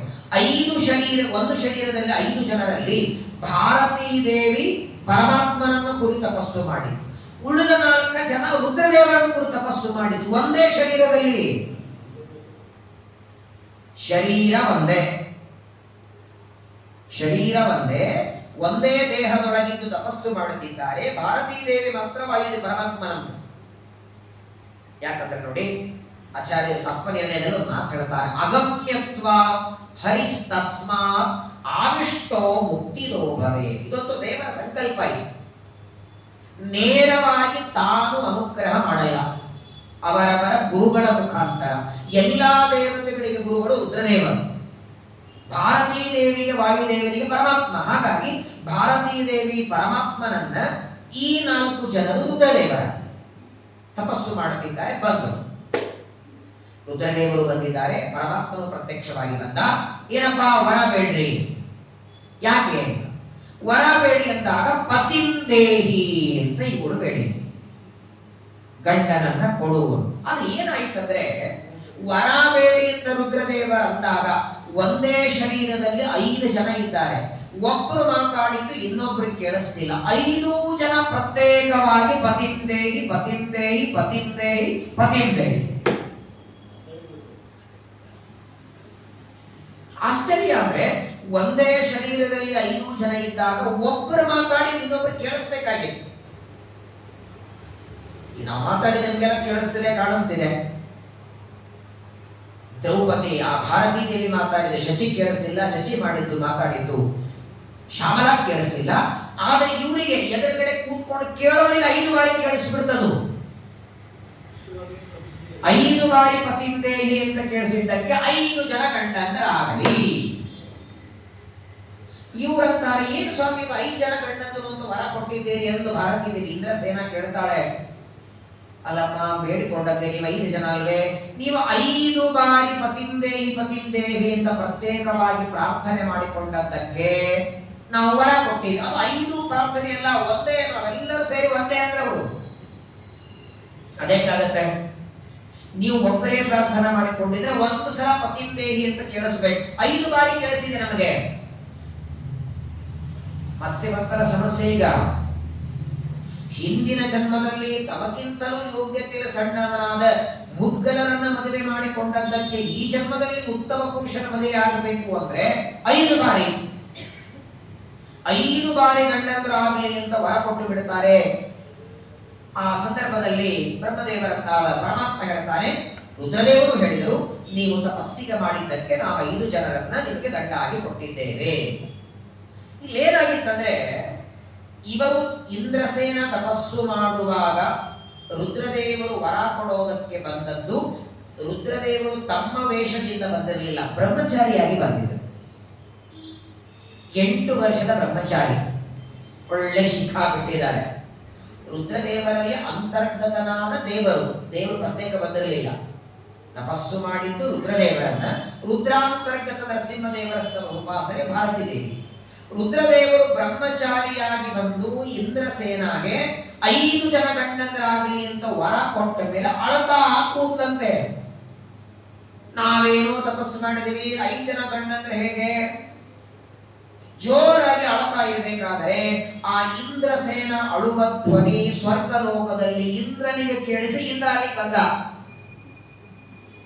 ಇಂದ್ರದೇವರು ಬಂದಂತಾರೆ, ಯಾರಮ್ಮ ನೀನು ಅಂತ ಕೇಳ್ತಾರೆ. ಯಾಕೆ ಅಳ್ತಿದ್ದೀರಿ? ಇಂದ್ರಸೇನ ಹೇಳ್ತಾಳೆ, ನಾನು ತಪಸ್ಸು ಮಾಡಿ ಈ ಬ್ರಹ್ಮಚಾರಿ ವರ ಕೊಡು ಅಂದ್ರೆ ಈ ಬ್ರಹ್ಮಚಾರಿ ಮದುವೆ ಆಗುವುದಲ್ಲದೆ 5 ಜನ ಗಂಡಂದರಾದಿ ಎಂದು ವರ ಕೊಟ್ಟಿದ್ದಾರೆ. ಆದರೆ ಆ ಬ್ರಹ್ಮಚಾರಿಯ ವೇಷದಲ್ಲಿ ಬಂದದ್ದು ರುದ್ರದೇವರು ಅಂತ ಇಂದ್ರನಿಗೆ ಗೊತ್ತಿಲ್ಲ. ಇಂದ್ರದೇವರಂತಾರೆ, ಏನೋ ಬ್ರಹ್ಮಚಾರಿ, ಏನ್ ವರ ಕೊಡಕ್ ಬರುತ್ತೆ ನಿನಗೆ? ನೀನೇನು ತಪಸ್ಸು ಸೇರ್ಕೊಂಡಿದೀಯಾ? ಯಾರಿಗೆ ಒಂದು ವರ ಕೊಡಬೇಕಾದರೂ ವಿಚಾರ ಮಾಡಿ ವರ ಕೊಡಬೇಕು. ಸಣ್ಣ ಹುಡುಗ ನೀನು, ಒಬ್ಬ ಸಣ್ಣ ಒಟ್ಟುವಾಗಿ ಒಬ್ಬರಿಗೆ 5 ಜನ ಮದುವೆ ಆಗುವಂತ ವರ ಹೇಗೆ ಕೊಟ್ಟಿ ಅಂತ ಜೋರಾಗಿ ಗದರಿಸ್ಬಿಟ್ರ. ಮಗನೇ, ನನಗೆ ಗದರಿಸ್ತಿದ್ರು, ನಿನ್ನ ಗುರು ನಾನು. ಇಂದ್ರದೇವರ ಗುರುಗಳು ರುದ್ರದೇವರು. ಆಗ ರುದ್ರದೇವರಂತಾರೆ, ಒಟ್ಟು ರೂಪದಲ್ಲಿದ್ದ ರುದ್ರದೇವರಂತಾರೆ, ನೀನ್ ಯಾರು ಪ್ರಶ್ನೆ ಮಾಡ್ಲಿಕ್ಕಂದ್ರು ನಾ ಯೋಗ್ಯತೆಯೊಳಗೆ ನಿನಗಿಂತ 5ನೇ ಕಕ್ಷಾದಲ್ಲಿ ರುದ್ರ, 8ನೇ ಕಕ್ಷಾದಲ್ಲಿ ಇಂದ್ರ, ಮಧ್ಯದಲ್ಲಿ 3 ಕಕ್ಷಾ ಇದೆ ಇನ್ನು. ರುದ್ರದೇವರು ಆ ಒಟ್ಟು ರೂಪದಲ್ಲಿ ಕೋಪದಿಂದ ಇಂದ್ರನಿಗೆ ಶಾಪ ಕೊಡ್ತಾರೆ. ವಿನಾಕಾರಣ ನನ್ನನ್ನು ಬೈದದ್ದಕ್ಕೆ ಇವಳನ್ನ ನೀನೇ ಮದುವೆ ಆಗ್ಬೇಕು, ಭೂಮಿಯಲ್ಲಿ ಹುಟ್ಟಿ ಅಂತ ಶಾಪ ಕೊಟ್ಟ. ಅವಳು 5 ಸಲ ಬೇಡಿದ, ನಾನು 5 ಗಂಡಂದ್ರೆ ಕೊಟ್ಟಿದ್ದೇನೆ. ಒಂದೇ ಶರೀರದೊಳಗೆ 5 ಜನ ಪತಿಂದೇಹಿ ಪತಿಂದೇಹಿ ಅಂತ ಪ್ರಾರ್ಥನಾ ಮಾಡಿಕೊಂಡದ್ದರಿಂದ 5 ಬಾರಿ ಗಂಡಂದ್ರೆ ನಾನು ಕೊಟ್ಟಿದ್ದೇನೆ. ಸರಿ, ನಾನು ಕೊಟ್ಟೆ, ಅವರು ತಗೊಂಡದ್ದು. ಮಧ್ಯದಲ್ಲಿ ನೀನೇನು ನನ್ನನ್ನು ನೀನು ಬೈದದ್ದರಿಂದ ನೀನೇ ಇವಳನ್ನು ವಿವಾಹ ಆಗಬೇಕು. ಹಾಗಾಗಿ ಮತ್ಸ್ಯಯಂತ್ರ ಭೇದ ಅರ್ಜುನನೇ ಯಾಕೆ ಮಾಡದ? ರುದ್ರದೇವರ ಶಾಪ. ರುದ್ರದೇವರ ಶಾಪದಿಂದ ಅರ್ಜುನ, ಇಂದ್ರದೇವರು ಅರ್ಜುನನಾಗಿ ಹುಟ್ಟಿ ಬರ್ತಾರೆ. ಸರಿ, ಇಷ್ಟ ಆಯ್ತು. ಇಷ್ಟಕ್ಕೆ ಮುಗಿಸ್ಬೇಕು ತಾನೆ. ಇಂದ್ರದೇವರು ಒಟ್ಟು ರೂಪದಲ್ಲಿದ್ದ ರುದ್ರದೇವರು ಅಂತ ಗೊತ್ತಿರದೆ ಅವರನ್ನ ಬೈದಂತ ಶಾಪ ಕೊಟ್ಟರು. ಆದರೆ ನೋಡಿ, ಇಂದ್ರನಿಗೆ ಹುಟ್ಟುವಂತಿಷ್ಟು ಶಾಪ ಕೊಟ್ಟು ರುದ್ರದೇವರು ಮುಗಿಸ್ಲಿಲ್ಲ. ರುದ್ರದೇವರಂತಾರೆ, ನೋಡು, ನನ್ನನ್ನ ಕೆಣಕಿದ್ದೆ ನೀನು. ನನ್ನನ್ನ ಯಾರೇ ಕೆಣಕಿದರು ಅವ್ರಿಗೆ ಏನ್ ಗತಿಯಾಗತ್ತೆ ಇಲ್ಲಿ ಬಾ ತೋರಿಸ್ತೇನೆ ಅಂತ ಇಂದ್ರನನ್ನ ಕರ್ಕೊಂಡು ಎಲ್ಲಿಗೆ ಬರ್ತಾರೆ? ಒಂದು ಪರ್ವತದ ಕೆಳಗೆ 4 ಜನ ಕೂತಿದ್ರು.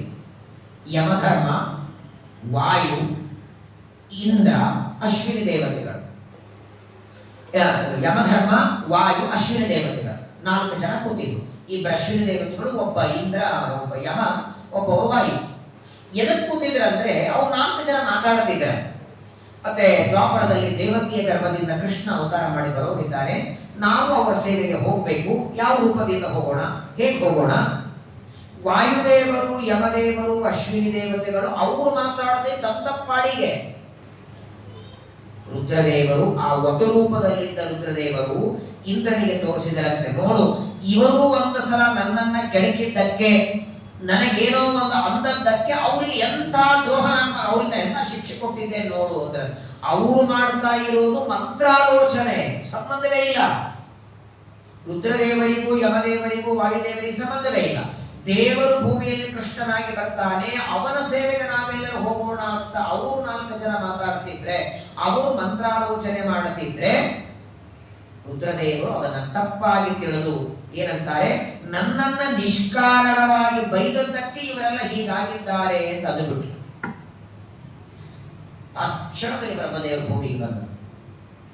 ಬ್ರಹ್ಮದೇವರು ಬಂದಂತಾರೆ, ಆ 4 ಜನ ತಪಸ್ಸು ಮಾಡ್ಲಿಕ್ಕೂ ನಿನಗೂ ಸಂಬಂಧ ಏನು? ನಿನಗೇನು ಬಂದು ಕೇಳಿದ್ದಲ್ಲ, ಅವರಷ್ಟಕ್ಕೆ ಅವರು ಮಾಡ್ತಿದ್ದಾರೆ.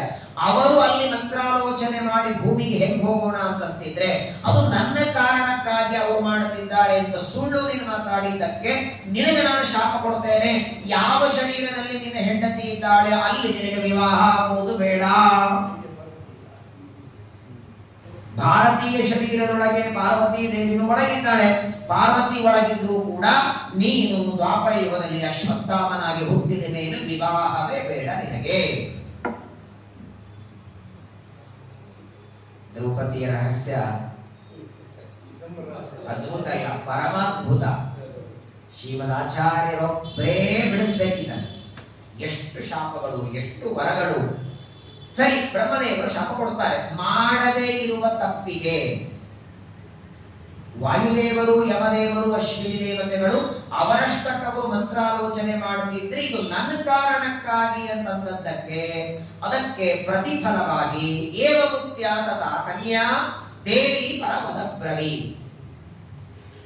ಬ್ರಹ್ಮದೇವರು ಶಾಪವನ್ನ ಕೊಟ್ಟು ಆ ರುದ್ರದೇವರಿಗೆ ಹೇಳ್ತಾರೆ, ನೀನು ವಿವಾಹ ಮಾಡಿಕೊಳ್ಳದೆ ಬ್ರಹ್ಮಚಾರಿಯಾಗಿರು. ಇಷ್ಟು ಒಂದೇ ಶಾಪ ಅಲ್ಲ, ಇನ್ನೊಂದು ಶಾಪ ಕೊಟ್ಟರಂತೆ ಬ್ರಹ್ಮದೇವರು. ನಿನಗೇನೂ ಸಂಬಂಧ ಇಲ್ಲದೆ ಅವರು ತಪಸ್ಸು ಮಾಡುತ್ತಿದ್ರು, ಅವರಷ್ಟಕ್ಕೆ ಅವರು ಜಪ ಮಾಡುತ್ತಿದ್ರೆ ಅಥವಾ ಅವರು ಮಂತ್ರಾಲೋಚನೆ ಮಾಡುತ್ತಿದ್ರೆ ಅದು ನನ್ನ ಕಾರಣಕ್ಕೆ ಅಂದದ್ದಕ್ಕೆ ನಿನ್ ಹೆಂಡತಿ ಜೊತೆ ವಿವಾಹ ಆಗೋದು. ಇಂದ್ರನ ಮುಂದೆ ಸುಳ್ಳು ಮಾತಾಡ್ಕೊಂಡೆಲ್ಲ ನೀನು. ಇಂದ್ರನ ಮುಂದೆ ತಾನೇ ಹೇಳಿದಿದೆಲ್ಲ, ನನ್ನ ಸಲುವಾಗಿ ಅವರಿದ್ದಾರೆ. ಯಾವ ಇಂದ್ರನ ಮುಂದೆ ನೀನು ಸುಳ್ಳು ಮಾತಾಡಿದ್ದಿ? ಭೂಮಿಯಲ್ಲಿ ಹುಟ್ಟಿದ ಮೇಲೆ ಇದೇ ಇಂದ್ರ ಅರ್ಜುನನಾದಾಗ ಯುದ್ಧದಲ್ಲಿ ಅವನಿಗೆ ಸೋತು ಓಡಬೇಕು ನೀನು. ಅಶ್ವತ್ಥಾಮಾಚಾರ್ಯರು ಅರ್ಜುನನಿಗೆ ಸೋಲೋ ಹಾಗೆ ವರ ಕೊಟ್ಟಂತೆ ಬ್ರಹ್ಮದೇವರು. ಹಾಗಾಗಿ ಆ ವಿರಾಟ್ ಪರ್ವದಲ್ಲಿಯೂ ಮೊನ್ನೆ ಕೇಳಿದ್ದೇವೆ. ವಿರಾಟ ಪರ್ವದಲ್ಲಿ ಇಂದ್ರ ಯಾವ ಅರ್ಜುನ ಅಶ್ವತ್ಥಾಮರನ್ನು ಓಡಿಸಿದ. ಅನೇಕ ಬಾರಿ ಅರ್ಜುನನನ್ನ ಓಡೋಗ್ತಾರೆ, ಸೋಲ್ತಾರೆ. ಅರ್ಜುನನ ಮುಂದೆ ನಿನಗೆ ಸೋಲು ಬರಲಿ ಅಂತ 2 ಶಾಪವನ್ನ ಕೊಡುತ್ತಾರೆ. ಹೀಗೆ ಬ್ರಹ್ಮದೇವರ ಶಾಪದಿಂದ ರುದ್ರದೇವರಿಗೆ ವಿವಾಹ ಆಗಲಿಲ್ಲ. ಆ ಇಂದ್ರಸೇನ 5 ಗಂಡಂದ್ರ ಬೇಕು ಅಂತ ತಪಸ್ಸು ಮಾಡ್ತಾ ಇರುವ ಅವಳು ನೆಕ್ಸ್ಟ್ ಹುಟ್ಟಿ ಬರ್ತಾಳೆ. ಅದೇ ಯಜ್ಞಸೇನನಾದ ದ್ರುಪದನ ಮಗಳಾಗಿ ಹುಟ್ಟಿ ಬರ್ತಾಳೆ. ಅವಳಿಗೆ ದ್ರೌಪದಿ ಅಂತ ಹೆಸರು. ಆ ದ್ರೌಪದಿಯಲ್ಲಿ 5 ಜನರ ವಾಸ ಇದೆ.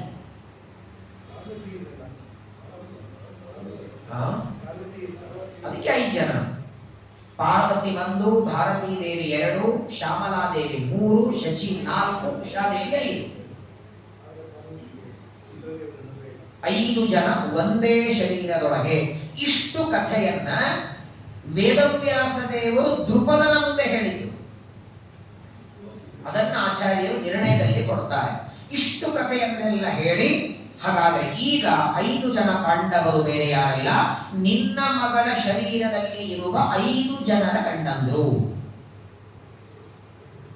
ಯಾವ ವಿಚಾರ ಮಾಡದೆ ದ್ರೌಪದಿಯನ್ನು 5 ಜನರಿಗೆ ಕೊಟ್ಟು ವಿವಾಹ ಮಾಡು. ಇಷ್ಟಾದ ಮೇಲೂ ಇನ್ನೂ ತಲೆ ಹೋಗ್ತಾನೆ ಇಲ್ಲ ಅವನಿಗೆ.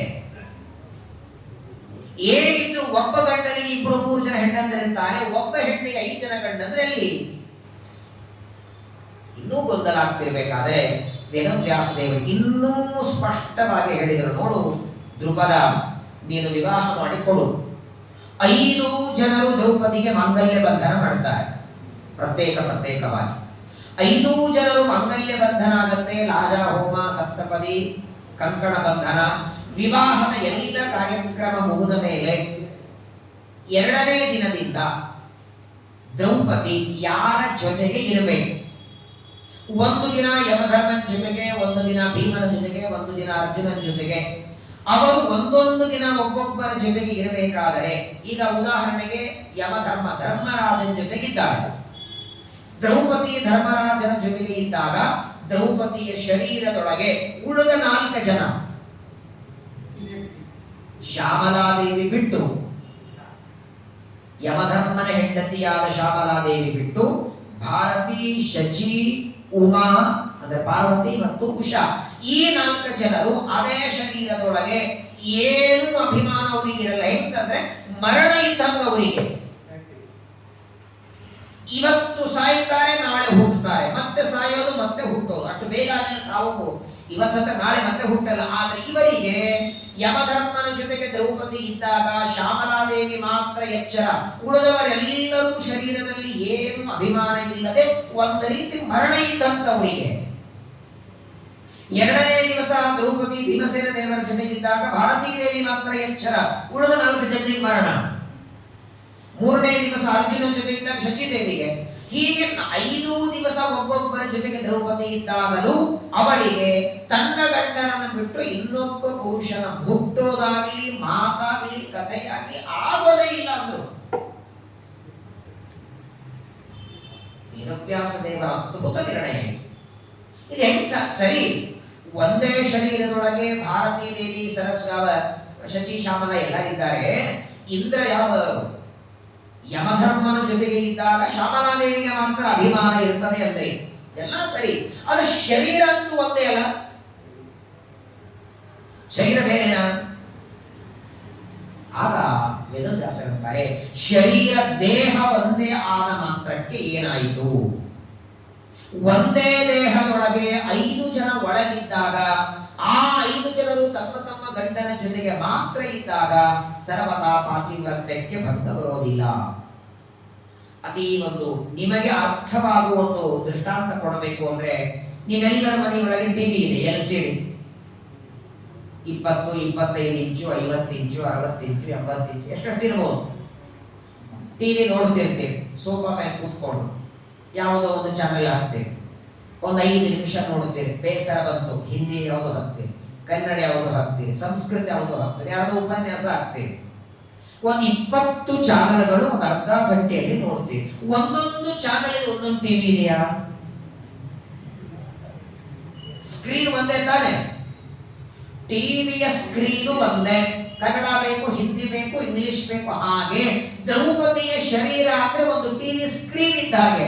ಯಾವಾಗ ಶ್ಯಾಮಲ ಉಳಿದೆಲ್ಲ ಡಿಲೀಟ್ ಆಯ್ತು, ಯಾವಾಗ ಶಚಿ ಉಳಿದೆಲ್ಲ ಡಿಲೀಟ್ ಆಯ್ತು. ಎಟ್ಟೆಟ್ಟಲ್ಲಿ 2 ಚಾನಲ್ ನೋಡಕ್ಕಾಗತ್ತ ನಿಮ್ಗೆ? ಕನ್ನಡ ನೋಡುವಾಗ ಅದರ ಪಕ್ಕದಲ್ಲೇ ಹಿಂದಿ ನೋಡಕ್ಕಾಗತ್ತಾ? ಹಿಂದಿ ಚಾನಲ್ ನೋಡ್ಬೇಕಾದ್ರೆ ಕನ್ನಡ ಬಂದ್ ಮಾಡ್ಬೇಕು ತಾನೆ? ಹೌದು ಇಲ್ಲ ಹೇಳಿ? ಕನ್ನಡ ಚಾನಲ್ ನೋಡುವಾಗ ಅರ್ಧ ಚಾನಲ್ ಕನ್ನಡ, ಅರ್ಧ ಹಿಂದಿ ಇರಲ್ಲ. ಕನ್ನಡ ಹೋದ ಮೇಲೆ ಹಿಂದಿ, ಹಿಂದಿ ಬೇಸ ತೆಗೆದ್ರೆ ಒಂದು ಹೋದ ಮೇಲೆ ಇನ್ನೊಂದು. ಒಂದೇ ಟಿವಿ ಒಳಗೆ 10 ಚಾನಲ್ಗಳ ಬರೋ ಹಾಗೆ ಒಂದು ಸ್ಕ್ರೀನ್ ಇದ್ದ ಹಾಗೆ ದ್ರೌಪದಿಯ ಶರೀರ.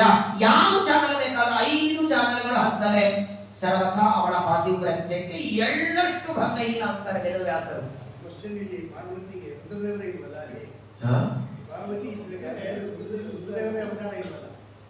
ಇದೆಲ್ಲ ಅಶ್ವತ್ಥಾಮರು, ಅಶ್ವತ್ಥಾಮರ ಅವತಾರ.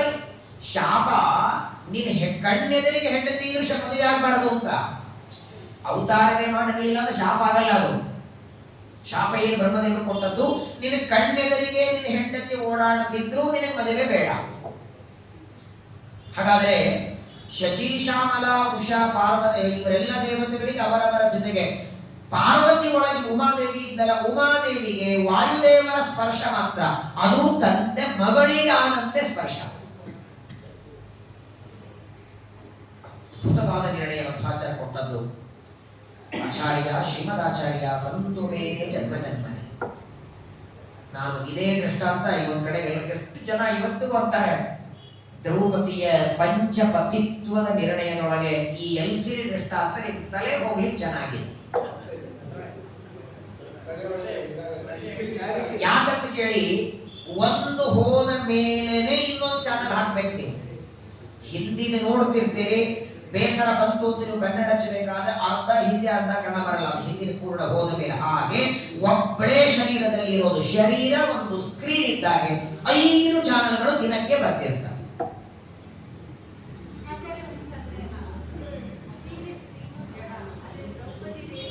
ತಿಳಿಯೋದಕ್ಕೆ ದೃಷ್ಟಾಂತ ಹೇಳಿದ್ದ, ತಿಳಿಯೋದಕ್ಕೆ ದೃಷ್ಟಾಂತ ತಿಳಿಲಿ ಅಂತ ಹೇಳಿದೆ. ಸರಿ, ಟಿವಿ ದೃಷ್ಟಾಂತ. ದ್ರೌಪದಿಯ ದೇಹನು ಜಡನೇ ಇರ್ಲಿ, ಜಡ ಚೇತ. ಈಗ ಟಿವಿ ಜಡನೆ, ಜಡವಾದ ಟಿವಿ ಒಳಗೆ ಚಾನಲ್ಗಳು ತನ್ನಷ್ಟಕ್ಕಾಗುತ್ತೋ ನೀವು ಒತ್ತಿದಾಗ ಆಗುತ್ತೋ? ಒಬ್ಬ ಚೇತನನ ಅಧೀನ ತಾನೆ. ಈಗ ಎಷ್ಟೇ ಬರಲಿ, ಇವಾಗೆಲ್ಲ ರಿಮೋಟ್ ಹಾಕೋದು ಬಂದಿವೆ, ಅಥವಾ ಮಾತಾಡಿದ್ರು ಸ್ಕ್ರೀನ್ ಅಂತೂ ಒಟ್ಟಿಗೆ ಒಬ್ಬ ಚೇತನ ಕೆಲಸ ಮಾಡ್ಬೇಕಲ್ವಾ? ಮಾಗರೆ ಆಡ್ಲಿ, ರಿಮೋಟ್ ಆದ್ರೂ ಒತ್ತಲಿ, ತನ್ನಟ್ಟಿಗೆ ಸುಮ್ಮನೆ ಕೂತೀರಿ, ತಾನೇ ಆಗ್ತದ ಟಿವಿ. ಹಾಗೆ ದ್ರೌಪದಿಯ ಶರೀರ ಜಡವಾದರೂ ಶರೀರದೊಳಗೆ 5 ಜನ ಸ್ತ್ರೀಯರು. ಆ 5 ಜನ ಸ್ತ್ರೀಯರು ಇನ್ನೊಂದು ಮಾತು ಹೇಳ್ತಾರೆ. ಕೆಲವು ಬಾರಿ, ಯಾವಾಗ್ಲೂ ಅಲ್ಲ, ಯಾವಾಗ್ಲೂ ಅಲ್ಲ, ಕೆಲವು ಬಾರಿ ದ್ರೌಪದಿ ಭೀಮಸೇನ ದೇವರ ಜೊತೆಗೆ ಇದ್ದಾಗ ಅವಳ ಶರೀರದಲ್ಲಿ ಶಚಿ, ಶ್ಯಾಮಲ, ಉಷಾ ಈ 3 ಜನ ದೇವತೆಗಳಿಗೆ ವಾಸ್ತವಿಕ ಅಭಿಮಾನ ಇರಬಾರದು. ಆದ್ರೂ ಕೆಲವು ಸಲ ಇರ್ತಿತ್ತಂತೆ. ಅವರು ಅಪೇಕ್ಷೆ ಪಡ್ತಿದ್ರು. ಯಾಕಂದ್ರೆ ವಾಯುದೇವರ ಸ್ಪರ್ಶ ಆದರೆ ಅಪರೋಕ್ಷ ಜ್ಞಾನಕ್ಕೆ ಕಾರಣ ಆಗುತ್ತೆ, ಮೋಕ್ಷಕ್ಕೆ ಕಾರಣ ಆಗುತ್ತೆ. ವಾಯುದೇವರ ಸ್ಪರ್ಶವೂ ತಮಗಾಗಲಿ ಅಂತ ಕೆಲವು ಬಾರಿ ಅಪೇಕ್ಷೆ ಪಡ್ತಿದ್ರು. ಆದ್ರೆ ಯಾವಾಗ ವಾಯುದೇವರು ಭಾರತೀಯನ್ನ ಮುಟ್ಟಬೇಕು, ಇವರು ಯಾವಾಗ ಅಪೇಕ್ಷೆ ಪಡ್ತಿದ್ರೋ ಆ ಸ್ಪರ್ಶ ಹೆಂಡತಿಯ ಸ್ಪರ್ಶ ಅಲ್ಲ, ಮಗಳ ತಂದೆಯ ಸ್ಪರ್ಶ.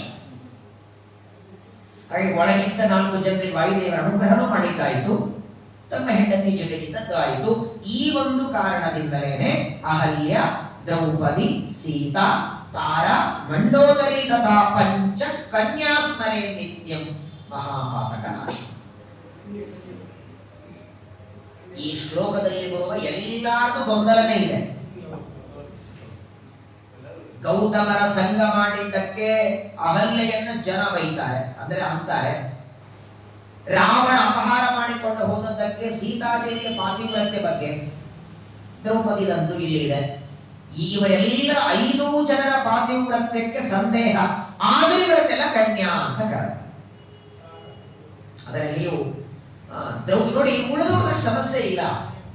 ಅಹಲ್ಯಾಗೆ ಗೌತಮರು ಒಬ್ಬರೇ ಗಂಡ, ತಾರಾದೇವಿಗೆ ಬೃಹಸ್ಪತಿಗಳು ಒಬ್ಬರೇ ಗಂಡ, ಮಂಡೋದರಿಗೆ ರಾವಣ ಒಬ್ಬನೇ. ಇವರೆಲ್ಲರಿಗೂ ಇವಳದೇ ದೊಡ್ಡ ಸಮಸ್ಯೆ ಇರೋದು ಈ ಶ್ಲೋಕದೊಳಗೆ. 5 ಜನ ಗಂಡಂದ್ರು ಒಬ್ಬರಿಗೆ ಹೇಗೆ ಅನ್ನೋ ವಿಚಾರವನ್ನ ವೇದವ್ಯಾಸದೇವರು ಸ್ಪಷ್ಟವಾಗಿ ಆ ದ್ರೌಪದಿಯ ಹಿಂದಿನ ಜನ್ಮಗಳು ಬ್ರಹ್ಮದೇವರ ಶಾಪ, ಮುದ್ಗಲರಾಗಿ ಇಂದ್ರಸೇನೆಯಾದದ್ದು ಮೊದಲು ವಿಪ್ರಕನ್ಯಾ, ಅನಂತರ ನಳನಂದಿನಿ, ಇಂದ್ರಸೇನ, ಇದು 3 ಆದ ಮೇಲೆ 4ನೇದು ದ್ರೌಪದಿ. 3 ಜನ್ಮ ಒಂದೇ ಶರೀರದಲ್ಲಿ, 4ನೇ ಜನ್ಮದಲ್ಲಿ ಮದುವೆ. ಮದುವೆ ಆದ 4ನೇ ಜನ್ಮದಲ್ಲೇನೆ, 3 ಜನ್ಮದಲ್ಲೆಲ್ಲ. ಮುದ್ಗಲರ ಮದುವೆ ಆಯಿತು, ಮುಗಿಯಿತು. ದ್ರೌಪದಿ ಆದಾಗಲೇ ವಿವಾಹ. ಆ ವಿವಾಹದಲ್ಲಿಯೂ ದ್ರೌಪದಿ ಅವರವರ ಗಂಡಂತರ ಜೊತೆಗೆ ಇದ್ದದ್ದು. ಹೀಗೆ ದ್ರುಪದ ರಾಜನ ಮನಸ್ಸಿಗೆ ಹಿಡಿಸುವಂತೆ ವೇದವ್ಯಾಸದೇವರು ಉಪದೇಶ ಮಾಡಿದಾಗ ಪರಮಾನಂದ ಆಯಿತು. ದ್ರುಪದ ರಾಜ ಅಂತಾನೆ, ಆಯಿತು ಮೊದಲನೇದು ನೀವು ಹೇಳಿದ್ರೆ ಅಂದ್ರೆ ಸಮಸ್ಯೆ ಇಲ್ಲ, ನಿಮ್ಮ ಆಜ್ಞೆ ಆಗಿದೆ, ಅವಶ್ಯ ಕನ್ಯಾದಾನ ಮಾಡ್ತೇನೆ. ಆದ್ರೂ ಮನಸ್ಸಿಗೆ ಸ್ವಲ್ಪ ನೋವಾಗಿತ್ತು. ಈಗ ಇನ್ನೂ ಆನಂದ ಆಯಿತು ಅಂತ ದ್ರುಪದ ರಾಜ, ಒಬ್ಬ ನನ್ನ ಮಗಳ ಶರೀರದೊಳಗೆ 5 ಜನ ದೇವತೆಗಳು, 5 ಜನ ದೇವತಾ ಸ್ತ್ರೀಯರೆಲ್ಲ ಇದ್ದಾರೆ. ವೈಭವದಿಂದ ವಿವಾಹದ ಸಿದ್ಧತೆಯನ್ನ ಮಾಡುವಂತಾರೆ. ಎಲ್ಲ ಕಡೆಗೆ ತೋರಣಗಳನ್ನು ಕಟ್ಟಿ ಆ ಪಾಂಡವರ ವಿವಾಹ. ಎಲ್ಲೆಲ್ಲಿಂದ ಜನ ಬರ್ತಿದ್ದಾರೆ. ಸಾಮಾನ್ಯವಾಗಿ ಮದುವೆಗೆ 150, 200, ಬಹಳ ಒಬ್ಬ ಶ್ರೀಮಂತ ಮದುವೆ ಆದರೆ 500, 1000 ಜನ ಇರಬೇಕು. ಲಕ್ಷಗಟ್ಟಲೆ ಜನ ಬಂದಿದ್ದಾರೆ. ನೋಡಿ, ಪಾಂಡವರು ದ್ರೌಪದಿಯನ್ನು ವಿವಾಹ ಮಾಡಿಕೊಳ್ತಾರೆ. ಆ ಸಂಭ್ರಮ ನೋಡಬೇಕು ಅಂತ ಬಂದವರು ಕೆಲವರು, ಅದೇನ್ ಮಾಡ್ಕೋತಾರೆ ನೋಡೋಣ ಅಂತ ಜಗಳಾಡಿ ಬಂದವರು ಕೆಲವರು, ಒಳಗೆ ಅಸೂಯೆ ತುಂಬಿಕೊಂಡು ಇನ್ನಷ್ಟು ಏನಾದರೂ ಮಾಡಿ ಮದುವೆ ಕೆಡಿಸೋಣ ಅಂತ ಬಂದವರು ಕೆಲವರು. ಎಲ್ಲಾ ಕಡೆ ನೋಡಿ, ಯಾವುದೇ ಕಾರ್ಯಕ್ರಮ ಮಾಡಿ 3 ತರ ಇರ್ತಾರೆ. ಆ ಕಾರ್ಯಕ್ರಮ ಚೆನ್ನಾಗಿದೆ ಅಂತ ಅನುಭವಿಸೋದಕ್ಕೆ ಎಂಜಾಯ್ ಮಾಡ್ಲಿಕ್ಕೆ ಕೆಲವರು, ಅಲ್ಲಿ ಯಾರ್ಯಾರು ಏನ್ ಹಾಕೊಂಡ್ ಬರ್ತಾರೆ ಒಡವೆ ವಸ್ತುಗಳ ನೋಡಿ ಕಳ್ಳತನ ಮಾಡೋಣ ಅಂತ ಬಂದವರು ಕೆಲವರು, ಅಲ್ಲಿ ಏನ್ ತಪ್ಪು ನಡೀತದೆ ಹಿಡಿಯೋದು ಮಾತಾಡೋಣ ನೋಡ್ಲಿಕ್ಕೆ ಕೆಲವರು ಬಂದಿದ್ದಾರೆ. ಹಾಗಾಗಿ ಅಲ್ಲಿ ಪಾಂಡವರ ವಿವಾಹದಲ್ಲಿ ಕರ್ಣನು ಬಂದಿದ್ದ, ದುರ್ಯೋಧನ ಬಂದಿದ್ದ, ದುಶಾಸನ ಬಂದಿದ್ದ, ದೇಶದ ಮೂಲೆ ಮೂಲೆಗಳಿಂದ ರಾಜ ಎಲ್ಲ ಬಂದಿದ್ದಾರೆ. ಇನ್ನೇನು ವಿವಾಹದ ಕಾರ್ಯಕ್ರಮ ಪ್ರಾರಂಭವಾಗಬೇಕು. ಸಾಕ್ಷಾತ್ ವೇದವ್ಯಾಸದೇವರು ಬಂದಿದ್ದಾರೆ. ಆ ವಿವಾಹಕ್ಕೆ ಅನಂತ ಕೋಟಿ ಬ್ರಹ್ಮಾಂಡ ನಾಯಕನಾದ ಸರ್ವಜ್ಞನಾದ ಪರಮಾತ್ಮ ತನ್ನ ಹೆಂಡಂದರ ಜೊತೆಗೆ ದ್ವಾರಕಾಪಟ್ಟಣದಿಂದ ಕೃಷ್ಣ ಬಂದ. ಏನು ಬೇಕ್ರೆ ಹೇಳಿ, ವಿವಾಹದಲ್ಲಿ ಮದುವೆಯಲ್ಲಿ ಅತಿ ಪ್ರಧಾನವಾದದ್ದು 2 ಘಟ್ಟ, ಒಂದು ಅಕ್ಷತಾರೋಪಣ, ಒಂದು ಮಾಂಗಲ್ಯ ಬಂಧನ. ಈ 2 ಸಮಯದಲ್ಲಿ ಹೆಚ್ಚು ಬ್ರಾಹ್ಮಣರ ಆಶೀರ್ವಾದ ಆಗಬೇಕು. ಬೇರೆ ಸಂದರ್ಭದಲ್ಲಿ ಇರ್ತಾರೋ ಇಲ್ಲೋ ಗೊತ್ತಿಲ್ಲ. ಆ 2 ಪ್ರಸಂಗದಲ್ಲಿ, ಯಾಕಂದ್ರೆ 1 ಬಾರಿ ಕಟ್ಟಿದ ಮಂಗಳ ಸೂತ್ರ ಯಾವ ಕಾರಣಕ್ಕೂ ಅದಕ್ಕೆ ಧಕ್ಕೆ ಬರಬಾರದು, ಅದು ಗಟ್ಟಿಯಾಗಿರಲಿ ಅಂತ ಕಟ್ಟುವಾಗ 1 ಬಾರಿ ಅಕ್ಷತೆಯನ್ನು ಹಾಕುವ ಮಂಗಳಾಷ್ಟಕ 2 ಬಾರಿ ಬ್ರಾಹ್ಮಣರು ಬರಬೇಕಂತೆ. ಬರೇ ಬ್ರಾಹ್ಮಣ ಅಲ್ಲ, ದೇವತೆಗಳಲ್ಲ, ದೇವಾನುದೇವ ಬ್ರಹ್ಮ ಅಲ್ಲ, ಅವನಿಗೂ ತಂದೆ ಒಂದು ವ್ಯಾಸ ರೂಪದಿಂದ, ಇನ್ನೊಂದು ಕೃಷ್ಣ ರೂಪದಿಂದ ಎತ್ತಿನ ಬಂಡಿಯೊಳಗೆ ದ್ವಾರಕೆಯಿಂದ ಸಂಪತ್ತು ತಂದಿದ್ದಂತೆ ಉಡುಗೊರೆ ಕೊಡ್ಲಿಕ್ಕೆ. ವಿವಾಹ ಕಾಲದಲ್ಲಿ ಪಾಂಡವರಿಗೆ ದ್ರೌಪದಿಗೆ ಒಳ್ಳೆ ಸಮೃದ್ಧವಾಗಿ ನಿಜವಾಗಿ ವರದಕ್ಷಿಣೆ ಅಂತೀವ್ ಕೊಡ್ಬೇಕಲ್ಲ. ದ್ರುಪದ ರಾಜ ಎಷ್ಟು ವರದಕ್ಷಿಣೆ ಅಂತ ಕೊಡಬೇಕು ಅನ್ಕೊಂಡಿದ್ರು ಅದ್ರ 10 ಪಟ್ಟು ಕೃಷ್ಣನೇ ತಂದಿದ್ದ. ಏನಿದ್ರು ಪಾಂಡವರ ಮೇಲೆ ಪ್ರೀತಿ ಅಲ್ಲ, ಪಾಂಡವರ ಮೇಲೆ ಪ್ರೀತಿ, ಅದಕ್ಕಿಂತ ಹೆಚ್ಚಿನ ಪ್ರೀತಿ ದ್ರೌಪದಿಯ ಮೇಲೆ. ತಂಗಿ ವೈಭವದಿಂದ ಬಂದಿದ್ದಾರೆ.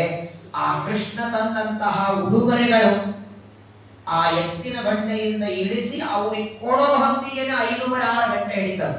150 ಜನ ತರೋದು ಕೊಡ್ಲಿ. ಮತ್ತೆ ಯಾವುದು ಆರ್ಟಿಫಿಷಿಯಲ್ 20 ರೂಪಾಯಿ ಬಾಚಣಿಕೆ ಅಂತ ಇಷ್ಟಲ್ಲ,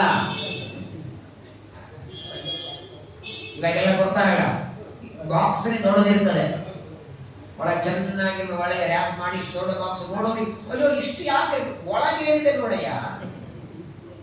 20 ರೂಪಾಯಿ ಬಾಚಣಿಕೆ ಇರ್ತದೆ, ಇಲ್ಲಾಂದ್ರೆ 30 ರೂಪಾಯಿ ಕುಡಿಯೋ ಗ್ಲಾಸ್ ಇರ್ತದೆ. ಅಂತಿಷ್ಟು ಏನು ವಜ್ರ ವೈಢೂರ್ಯ ಕಿರೀಟ ಆಭರಣಗಳು. ಇನ್ನು ಆಯುಷ್ಯ ಇರೋವರೆಗೂ ಪಾಂಡವರ ಮೇಲೆ ಬೇರೆ ಯಾವ ಜ್ಯುವೆಲ್ರಿ ಹೋಗೋದು ಬೇಡ. ಅಷ್ಟು ಆಭರಣಗಳನ್ನ ದ್ವಾರಕೆಯಿಂದ ಸ್ವಾಮಿ ಕರ್ಕೊಂಡು ಬಂದಿದ್ದಾರೆ. ಕೃತೆ ವಿವಾಹೆ ದ್ರುಪದೇನ ನಂದನ. ದ್ರುಪದ ರಾಜ 5 ಜನರಿಗೆ ವಿವಾಹ ಮಾಡಿಕೊಡ್ತಾರೆ. ಪರಮಾತ್ಮ ವಿಶೇಷವಾಗಿ ತಾನು ಅನುಗ್ರಹವನ್ನು ಮಾಡುತ್ತಾನೆ. ಆ ಮದುವೆಗೆ ಎಷ್ಟು ಜನ ಅತಿಥಿಗಳು ಬಂದಿದ್ದಾರೆ ಆಶ್ಚರ್ಯ ನೋಡಿ. ಅತಿಥಿಗಳು ಯಾರ್ಯಾರು ಹೇಗಿದ್ದಾರೆ, ಅವ್ರಿಗೆ ಏನು ಸೇರ್ತದೆ ಅಡಿಗೆ ಮಾಡಿಸಿದ್ದಾರೆ. ಅತಿಥಿಗಳಿಗೆ ಬೇರೆ, ಸ್ವಾಮಿಗಳಿಗೆ ಯತಿಗಳಿಗೆ ಬೇರೆ, ಅದರಲ್ಲಿಯೂ ವಯಸ್ಸಾದವರಿಗೆ ಬೇರೆ. ಈಗ ಅನ್ನದೊಳಗೇನೆ 3 ಭಾಗ. ಪೂರ್ಣ ಮೆತ್ತಗಾದ ಅನ್ನ ವೃದ್ಧರಾದವರಿಗೆ, ಸ್ವಲ್ಪ ಮೆತ್ತಗಿರುವ ಅನ್ನ ಸ್ವಲ್ಪ ತರುಣಿದ್ದವರಿಗೆ, ಒಳ್ಳೆ ಚೆನ್ನಾಗಿ. ಯಾಕಂದ್ರೆ ಅತಿ ಮುದ್ದಿನೂ ಕೆಲವರು ಹಿಡಿಸಂಗಿಲ್ಲ. ಅನ್ನದೊಳಗೇನೆ ಯಾರಿಗೆ ಯಾವ ತರ ಸೇರ್ತದೆ ಅನ್ನೋದು ಮಾಡಿಸಿದ್ದ. ತೊಗರಿ ಬೇಳೆ ಅಸಿಡಿಟಿ ಆಗುತ್ತಲ್ಲ, ಆಮೇಲೆ ಹೆಸರು ಬೇಳೆ ಕಮ್ಮಿ ಮಾಡ್ರಿ ಅವರಿಗೆ. ಹೆಸರು ಬೇಳೆ ಒಳಗೆ ಮೆಣಸಿನಕಾಯಿ ಹಾಕಿದ್ರೆ ತೊಂದರೆ, ಹಾಗಾದ್ರೆ ಖಾರ ಪುಡಿ ಹಾಕಿ ಮಾಡ್ರಿ. ಇಷ್ಟು ಮಾಡಿಸ್ತಾರೆ. ಅಷ್ಟು ಚೆನ್ನಾಗಿ ಅತಿಥಿಗಳಿಗೆಲ್ಲ ಸೇವೆಯನ್ನ ಮಾಡ್ತಾ ಬಂದವರೆಲ್ಲ ಪಾಂಡವರ ಮೇಲೆ ಯಾರಿಗೆ ಅಭಿಮಾನ ಇತ್ತು ನೋಡಿ, ಯಾವ ಆಕ್ಷೇಪ ಮಾಡದೆ ವಿವಾಹವನ್ನ ಚೆನ್ನಾಗಿ ನೋಡುತ್ತಾರೆ. 5 ಜನ ಪಾಂಡವರು ವಿಶೇಷವಾಗಿ ವಿವಾಹ ಮಾಡಿಕೊಡುತ್ತಾರೆ. ಅನಂತ ಗುಣಪೂರ್ಣನಾದ ಪರಮಾತ್ಮ ಆ ಪಾಂಡವರಿಗೆ ಬೇರೆ ಬೇರೆ ವಜ್ರ ವೈಢೂರ್ಯಗಳನ್ನು ಕಳಿಸಿದ್ದಾನೆ. ನೋಡಿ ಏನೇನು ಮಹಾಭಾರತ ವರ್ಣನ ಮಾಡ ಏನೇನು ಕಳಿಸಿದ್ದ ಕೃಷ್ಣ ಅಂದ್ರೆ, ಮುಂದೆ ವಿವಾಹ ಮಾಡಿಕೊಂಡು ಹೋದ ಮೇಲೆ ಒಂದು ಮನೆ ಕಟ್ಟಲಿಕ್ಕೆ ಕಂಬಗಳು, ಬಂಗಾರದ ಕಂಬಗಳನ್ನು ಕಳಿಸಿದ್ದ. ಮನೆ ಕಟ್ಟುವುದಕ್ಕೆ ಬಂಗಾರದ ಸ್ತಂಭಗಳನ್ನು ಕೃಷ್ಣ ಕಳಿಸಿದ. ಮನೆ ಮೇಲೆ ಹಾಕುವುದಕ್ಕೆ ಛತ್ತು, ಅದು ಬಂಗಾರದ್ದು. 5 ಜನರಿಗೆ ಆಸನಗಳು, ರತ್ನ ಮುತ್ತಿನ ಮಾಲೆಗಳು. 5 ಜನರಿಗೆ ಮಲಗೋದಕ್ಕೆ ದೊಡ್ಡ ದೊಡ್ಡ ಮಂಚಗಳು ಕೃಷ್ಣ ಕಳಿಸಿದ್ದ. ಅಂತ ದ್ವಾರಕೆಯಿಂದ ಅತ್ಯಂತ ಮೆತ್ತಗಾದಂತಹ ಮಂಚಗಳನ್ನು ಕೃಷ್ಣ ಕೊಟ್ಟಿದ್ದಾನೆ, ಆಸನಗಳನ್ನು ಕೊಟ್ಟಿದ್ದಾನೆ. ಸರಿ, ಇವರಿಗೆಲ್ಲ ಓಡಾಡಬೇಕು ಅಂತ ಅನಿಸಿದರೆ ದ್ರೌಪದಿಯ ಜೊತೆಗೆ 5 ಜನ ಓಡಾಡುವುದಕ್ಕೆ 5 ಜನರಿಗೆ ವಾಹನಗಳು, 5 ವಾಹನಗಳು ಒಬ್ಬೊಬ್ಬರಿಗೆ. ಸಾಕಿಂತ ಒಬ್ಬರು ನಮ್ಮ ಮದುವೆ ಬರೋರು.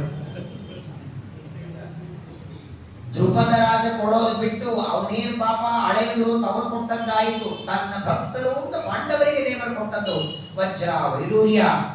ಮದುವೆ ಮಾಡಿಕೊಂಡು ಮುಂದೆ ಇವರು ಸಂಸಾರ ಮಾಡಬೇಕಲ್ಲ. ಯಾಕಂದ್ರೆ ಈಗ ಅರಿಗಿನ ಮನೆಯಿಂದ ಬಂದಿದ್ದಾರೆ, ದುರ್ಯೋಧನ ಅಂತ ಕೊಡೋದಲ್ಲ. ಮುಂದೆ ಇವರು ಸಂಸಾರ ಮಾಡುವುದಕ್ಕೆ ಇಷ್ಟು ಪಾತ್ರೆ ಹಿಡ್ಕೊಂಡು, ಇಷ್ಟು ದೊಡ್ಡ ಪಾತ್ರೆಯವರೆಗೆ ಎಲ್ಲ ಪಾತ್ರೆ ಸೌಟು ಮುಚ್ಚೋದು ಇಳಿಸೋದು ಎಲ್ಲ ಬಂಗಾರ. ಇಡ್ಲಿ ಇವೆಲ್ಲ ಹಿಡ್ಕೊಂಡು ಬಂಗಾರದ್ದು. ಪಾಂಡವರ ಸಂಪತ್ತು ನೋಡಿ, ದೇವರೊಬ್ಬ ಇದ್ದರೆ ಎಂದು ಕಡಿಮೆ. ಇಡ್ಲಿ ಇವೆಲ್ಲ ಹಿಡ್ಕೊಂಡು, ಇಡ್ಲಿ ಇವೆಲ್ಲ ಪಾತ್ರೆ ಇಳಿಸೋದು, ಅದನ್ನು ನೀವು ಬಂಗಾರ ಮಾಡಿಸಿರ್ಬೇಕು. ಅಲ್ಲ ನೀವು ನೋಡಿ, ಇಡ್ಲಿ ಹೊಚ್ಚಿದ್ರೆ ಬಂಗಾರದಂಗೆ ಅನಿಸ್ತದೆ, ಅದರ ಮುಂದೆ ಹೆಂಡತಿ ಕೂತ್ರೆ ಬಂಗಾರನೇ. ಇದಲ್ಲದೆ ಮತ್ತೆ ಹೇಳ್ತಾರೆ, ಆನೆಗಳು, ಉತ್ತಮವಾದ ಕುದುರೆಗಳು, ಉತ್ತಮವಾದಂತಹ ಅನೇಕ ರಥಗಳು, 1 ಕೋಟಿ ಸುವರ್ಣದ ನಾಣ್ಯಗಳು. ಸುಮಾರು 1 ಅಧ್ಯಾಯ ಕೃಷ್ಣ ಏನು ಉಡುಗೊರೆ ಕೊಟ್ಟ ಅಂತ ವರ್ಣನ ಮಾಡುತ್ತಾರೆ. ಏನು ಅದ್ಭುತವಾಗಿ ಪಾಂಡವರ ವಿವಾಹ ನಡೀತಾ ಇದೆ. ತತ್ಸರ್ವಂ ಪ್ರತಿಜಗ್ರಾಹ. ಅಷ್ಟೆಲ್ಲ ಕೃಷ್ಣ ಕೊಟ್ಟೆ ಬೇಡ ಅನ್ನಲಿಲ್ಲ. ಇನ್ನೊಬ್ಬರು ಯಾರೋ ಕೊಟ್ಟಿದ್ರೆ ಇಷ್ಟೇ ಕೊಟ್ರಿ ಅನ್ಬೋದಾಗಿತ್ತು. ದೇವರು ಕೊಟ್ಟಿದ್ದಾನೆ, ಪ್ರಸಾದ ಅದು. ಅವನು ಆನಂದದಿಂದ ಕೊಟ್ಟಿದ್ದಾನೆ. ದ್ವಾರಕಾಧೀಶ ಅವನು ವಿಶೇಷವಾಗಿ ದೇವತೆಗಳ ಸಮ್ಮುಖದಲ್ಲಿ ಕೃಷ್ಣ ಪರಮಾತ್ಮನ ಸನ್ನಿಧಾನದಲ್ಲಿ ಉತ್ತಮವಾಗಿ ಪಾಂಡವರು ವಿವಾಹವನ್ನು ಮಾಡಿಕೊಳ್ಳುತ್ತಾರೆ. ಯಾವಾಗಲೂ ಒಂದು ಮಾತು ಮರಿಬೇಡಿ, ಧರ್ಮದಲ್ಲಿದ್ದವರಿಗೆ, ಧರ್ಮದ ಆಚರಣೆ ಮಾಡುವವರಿಗೆ ಎಂದಿಗಾದರೂ ಜಯ ನಿಶ್ಚಿತ. ಯತೋ ಧರ್ಮ ತಥೋ ಜಯ. ಎಲ್ಲಿ ಧರ್ಮ ಇರತ್ತೋ ಅಲ್ಲಿ ಜಯ. ಸ್ವಲ್ಪ ತೊಂದರೆ ಆಗತ್ತೆ, ಧರ್ಮದಲ್ಲಿದ್ದವರಿಗೆ ತೊಂದರೆ ಆಗತ್ತೆ, ಬೀಳುತ್ತೇವೆ. ಯಾಕಂದ್ರೆ ಅಧರ್ಮ ಮಾಡೋರು ಹೆಚ್ಚಿದ್ದಾರೆ, ತುಳಿಯೋರು ಹೆಚ್ಚಿದ್ದಾರೆ. ಆದರೆ ಕೊನೆಗೆ ನಮ್ಮನ್ನ ಎತ್ತಿ ಧರ್ಮ ಹಿಡಿತದೆ. ಅದಕ್ಕೆ ಜ್ವಲಂತ ದೃಷ್ಟಾಂತ ಅಂದ್ರೆ ಪಾಂಡವರು. ಎಷ್ಟು ಬಾರಿ ದುರ್ಯೋಧನಾದಿಗಳೆಲ್ಲ ಅವರನ್ನು ಕೊಲ್ಲೋದಕ್ಕೆ, ಸಾಯೋದಕ್ಕೆ ಪ್ರಯತ್ನ ಮಾಡಿದರು. ಕೊನೆಗೂ ದ್ರೌಪದಿಯನ್ನ ಗೆಲ್ಲೋದು ಮಾತ್ರವಲ್ಲ, ಸರ್ವಜ್ಞನಾದ ಪರಮಾತ್ಮ ವಿವಾಹವನ್ನು ಮಾಡಿಕೊಡ್ತಾನೆ. ಅಂತಹ ಒಂದು ಪಾಂಡವರ ವಿವಾಹ ಹಾಗೂ ದ್ರೌಪದಿಯ ನಿರ್ಣಯವನ್ನ ಇವತ್ತು ತಿಳಿದಿದ್ದೇವೆ. ಸ್ವಲ್ಪ ಇವತ್ತು ಶುರುವಾಗೋದು ತಡ ಆಯಿತು. ನಾಳೆಗೆ ಸರಿಯಾಗಿ 6:30ಗೆ ಮುಂದೆ ಪಾಂಡವರ ವಿವಾಹದ ನಂತರದಲ್ಲಿ ಅವರ ಸಂಸಾರ, ಗಾರ್ಹಸ್ಥ್ಯ ಜೀವನ, ಗೃಹಸ್ಥನಾದವನು ಹೆಂಗಿರಬೇಕು, ಗೃಹಸ್ಥನಿಗೆ ಏನೇನು ಧರ್ಮಗಳು ಶಾಸ್ತ್ರ ಹೇಳುತ್ತವೆ, ಹೇಗೆ ಪಾಂಡವರು ಗಾರ್ಹಸ್ಥ್ಯ ಜೀವನ ನಡೆಸ್ತಾ ಇದ್ರು, ದ್ರೌಪದಿಯ ಜೊತೆಗೆ ಎಲ್ಲಿ ವಾಸ ಮಾಡಿದರು ಅನ್ನೋ ವಿಚಾರವನ್ನು ತಿಳಿಸ್ತಾರೆ. ವಿಶೇಷವಾಗಿ ಮಹಾಭಾರತದ ಜೊತೆಗೆ ಶ್ರೀಮದ್ ಆಚಾರ್ಯರ ತಾತ್ಪರ್ಯ ನಿರ್ಣಯದ ಸಹಿತವಾಗಿ ಮಹಾಭಾರತದ ಶ್ರವಣವನ್ನು ಮಾಡಿ ಹರಿವಾಯು ಗುರುಗಳ ಅನುಗ್ರಹ ಪಡೆಯೋಣ. ಶ್ರೀಮದ್ ಟೀಕಾಕೃತ್ಪಾದರು ಸುಧಾದಲ್ಲಿ ಹೇಳ್ತಾರೆ, ಸಕಲ ವಚನ ಚೇತೋ ದೇವತಾ ಭಾರತಿ ಸಾ ಮಮ ವಚಸಿ ನಿಧತ್ತ. ನಿತ್ಯ ಹೇಳಬೇಕಂತ ನಲಿದಾಡೆ ಎನ್ನ ನಾಲಿಗೆ ಮೇಲೆ ಶಾರದಾದೇವಿ. ಯಾವಾಗಲೂ ನೋಡಿ, ನಮ್ಮ ಬಾಯಿಯಿಂದ ಒಳ್ಳೆ ಮಾತು ಯಾವಾಗ ಬರ್ತದೆ ಹೇಳಿ? ಒಳ್ಳೆ ಮಾತು ಯಾವಾಗ ಬರ್ತದೆ? ಅಲ್ಲೆಲ್ಲ ಮೊದಲು ಮಾತು ಯಾವಾಗ ಬರ್ತದೆ? ಒಳಗೆ ಏನಾದ್ರೆ ಊಟ ಹೋದ್ರೆ ಏಕಾದಶಿ ಮಾತು ಬರತ್ತಾ? ಏಕಾದಶಿ ಮಾತು ಬರಲ್ಲ, ಯಾಕೆ? ಒಳಗೇನು ಹೋಗಿರಲ್ಲ. ಹಾಗಾದ್ರೆ ಮಾತು ಬರಲಿಕ್ಕೆ ಒಳಗೆ ಹೋಗಿದ ಕಾರಣ ನೈವೇದ್ಯದ ಅನ್ನ ತಿಂದು ಒಳ್ಳೆ ಮಾತು ಬರ್ತದೆ. ದೇವರಿಗೆ ಸಮರ್ಪಣೆ ಮಾಡಿದ ಅನ್ನ ತಿನ್ನಿ, ನಿಶ್ಚಿತ ನಿಮ್ಮ ಬಾಯಿಗೆ ಒಳ್ಳೆ ಮಾತು ಬರ್ತದೆ. ಸರ್ವತಾ ಕೆಟ್ಟು ಮಾತು. ಯಾಕಂದ್ರೆ ಏನು ಒಳಗೆ ಹೋಗಿದೆ ಅದೇ ತಾನೇ ಹೊರಗೆ ಬರಬೇಕು. ಎಂದಿಗೂ ಪಾಂಡವರಂತಹ ಜ್ಞಾನಿಗಳ ಬಾಯಿಯಲ್ಲಿ ಎಂದಿಗೂ ಅಪಶಕುನ ಬರಲಿಲ್ಲ. ಅಂತಹ ವಾದಕ್ಕೆ, ಮಾನಿಂದ್ರಿಯಕ್ಕೆ ಅಭಿಮಾನಿಯಾದ, ಎಲ್ಲ ವಿದ್ಯೆಗಳಿಗೆ ಅಭಿಮಾನಿಯಾದ ಭಾರತೀ ದೇವಿ ದ್ರೌಪದಿಯ ಬಗ್ಗೆ ನೀವೆಲ್ಲ ಕೇಳಿದ್ದೀರಿ. ದ್ರೌಪದಿಯ ಅನುಗ್ರಹ ನಮ್ಮ ನಿಮ್ಮ ಮೇಲೆ, ನಮ್ಮ ಮಕ್ಕಳ ಮೇಲೆ ಆಗಲಿ, ಶುದ್ಧ ಜ್ಞಾನ ಬರಲಿ, ಸದಾಚಾರದಿಂದ ನಮ್ಮ ಮಕ್ಕಳು ಇರಬೇಕು. ದುಶ್ಚಟಗಳಿಗೆ ಈ ಘೋರವಾದ ಕಲಿಯುಗದೊಳಗೆ ಯಾವುದೋ ಒಂದು ಸಣ್ಣ ಕಾರಣ, ಯಾರೋ ಮೇಲೆ ಪ್ರೀತಿ ಬಂತು ಅಂತ ಹಡೆದ ತಂದೆ ತಾಯಿಗಳನ್ನ ಇಲ್ಲೇ ಹೋಗೋದು, ಯಾರ್ಯಾರಿಂದ ಓಡೋಗ್ತಿದ್ದಾರೆ. ಆ ತರಹದ ದುರ್ಬುದ್ಧಿ ನಮ್ಮ ಮಕ್ಕಳಿಗೆ ಬರೋದು ಬೇಡ. ಒಳ್ಳೆ ಯೋಗ್ಯ ವಿವಾಹದ ಸಂಪರ್ಕ ದೇವರೇ ಮಾಡಿಸಿ, ಒಳ್ಳೆ ಶುದ್ಧವಾಗಿ ಎಲ್ಲ ಇರೋ ಹಾಗೆ ಉತ್ತಮವಾದ ಜ್ಞಾನ, ಆಯುಷ್ಯ, ಆರೋಗ್ಯವನ್ನ ಭಾರತೀ ದೇವಿ, ವಾಯುದೇವರು, ಅನಂತ ಗುಣಪೂರ್ಣನಾದ ಪರಮಾತ್ಮ ಅದನ್ನು ಕೊಡಲಿ ಅಂತ ಹೇಳ್ತಾ ಇಲ್ಲಿಗೆ ಮಹಾಭಾರತದ ವೈವಾಹಿಕ ಪರ್ವ, ಪಾಂಡವರ ಒಂದು ವಿವಾಹದ ಪರ್ವ ಇಲ್ಲಿಗೆ ಸಮಾಪ್ತಿಯಾಗಿ ಅದರ ಮುಂದಿನ ಭಾಗವನ್ನು ನಾಳೆ ದಿನ ನಾವು ಶ್ರವಣ ಮಾಡೋಣ. ಭಾರತೀಯ ರಮಣ ಪ್ರಾಣ ಶ್ರೀ ಕೃಷ್ಣ.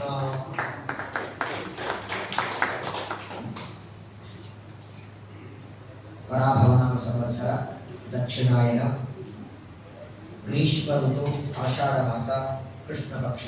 ನಾಡಿಗೆ ನವಮಿ ತಿಥಿ, ಶುಕ್ರವಾರ, ಕೃತ್ತಿಕಾ ನಕ್ಷತ್ರ, ವೃದ್ಧಿ ಯೋಗ, ಗರಜಕರಣ. ನಾಳೆ ದಿನ ವಿಶೇಷ ಏನಿಲ್ಲ.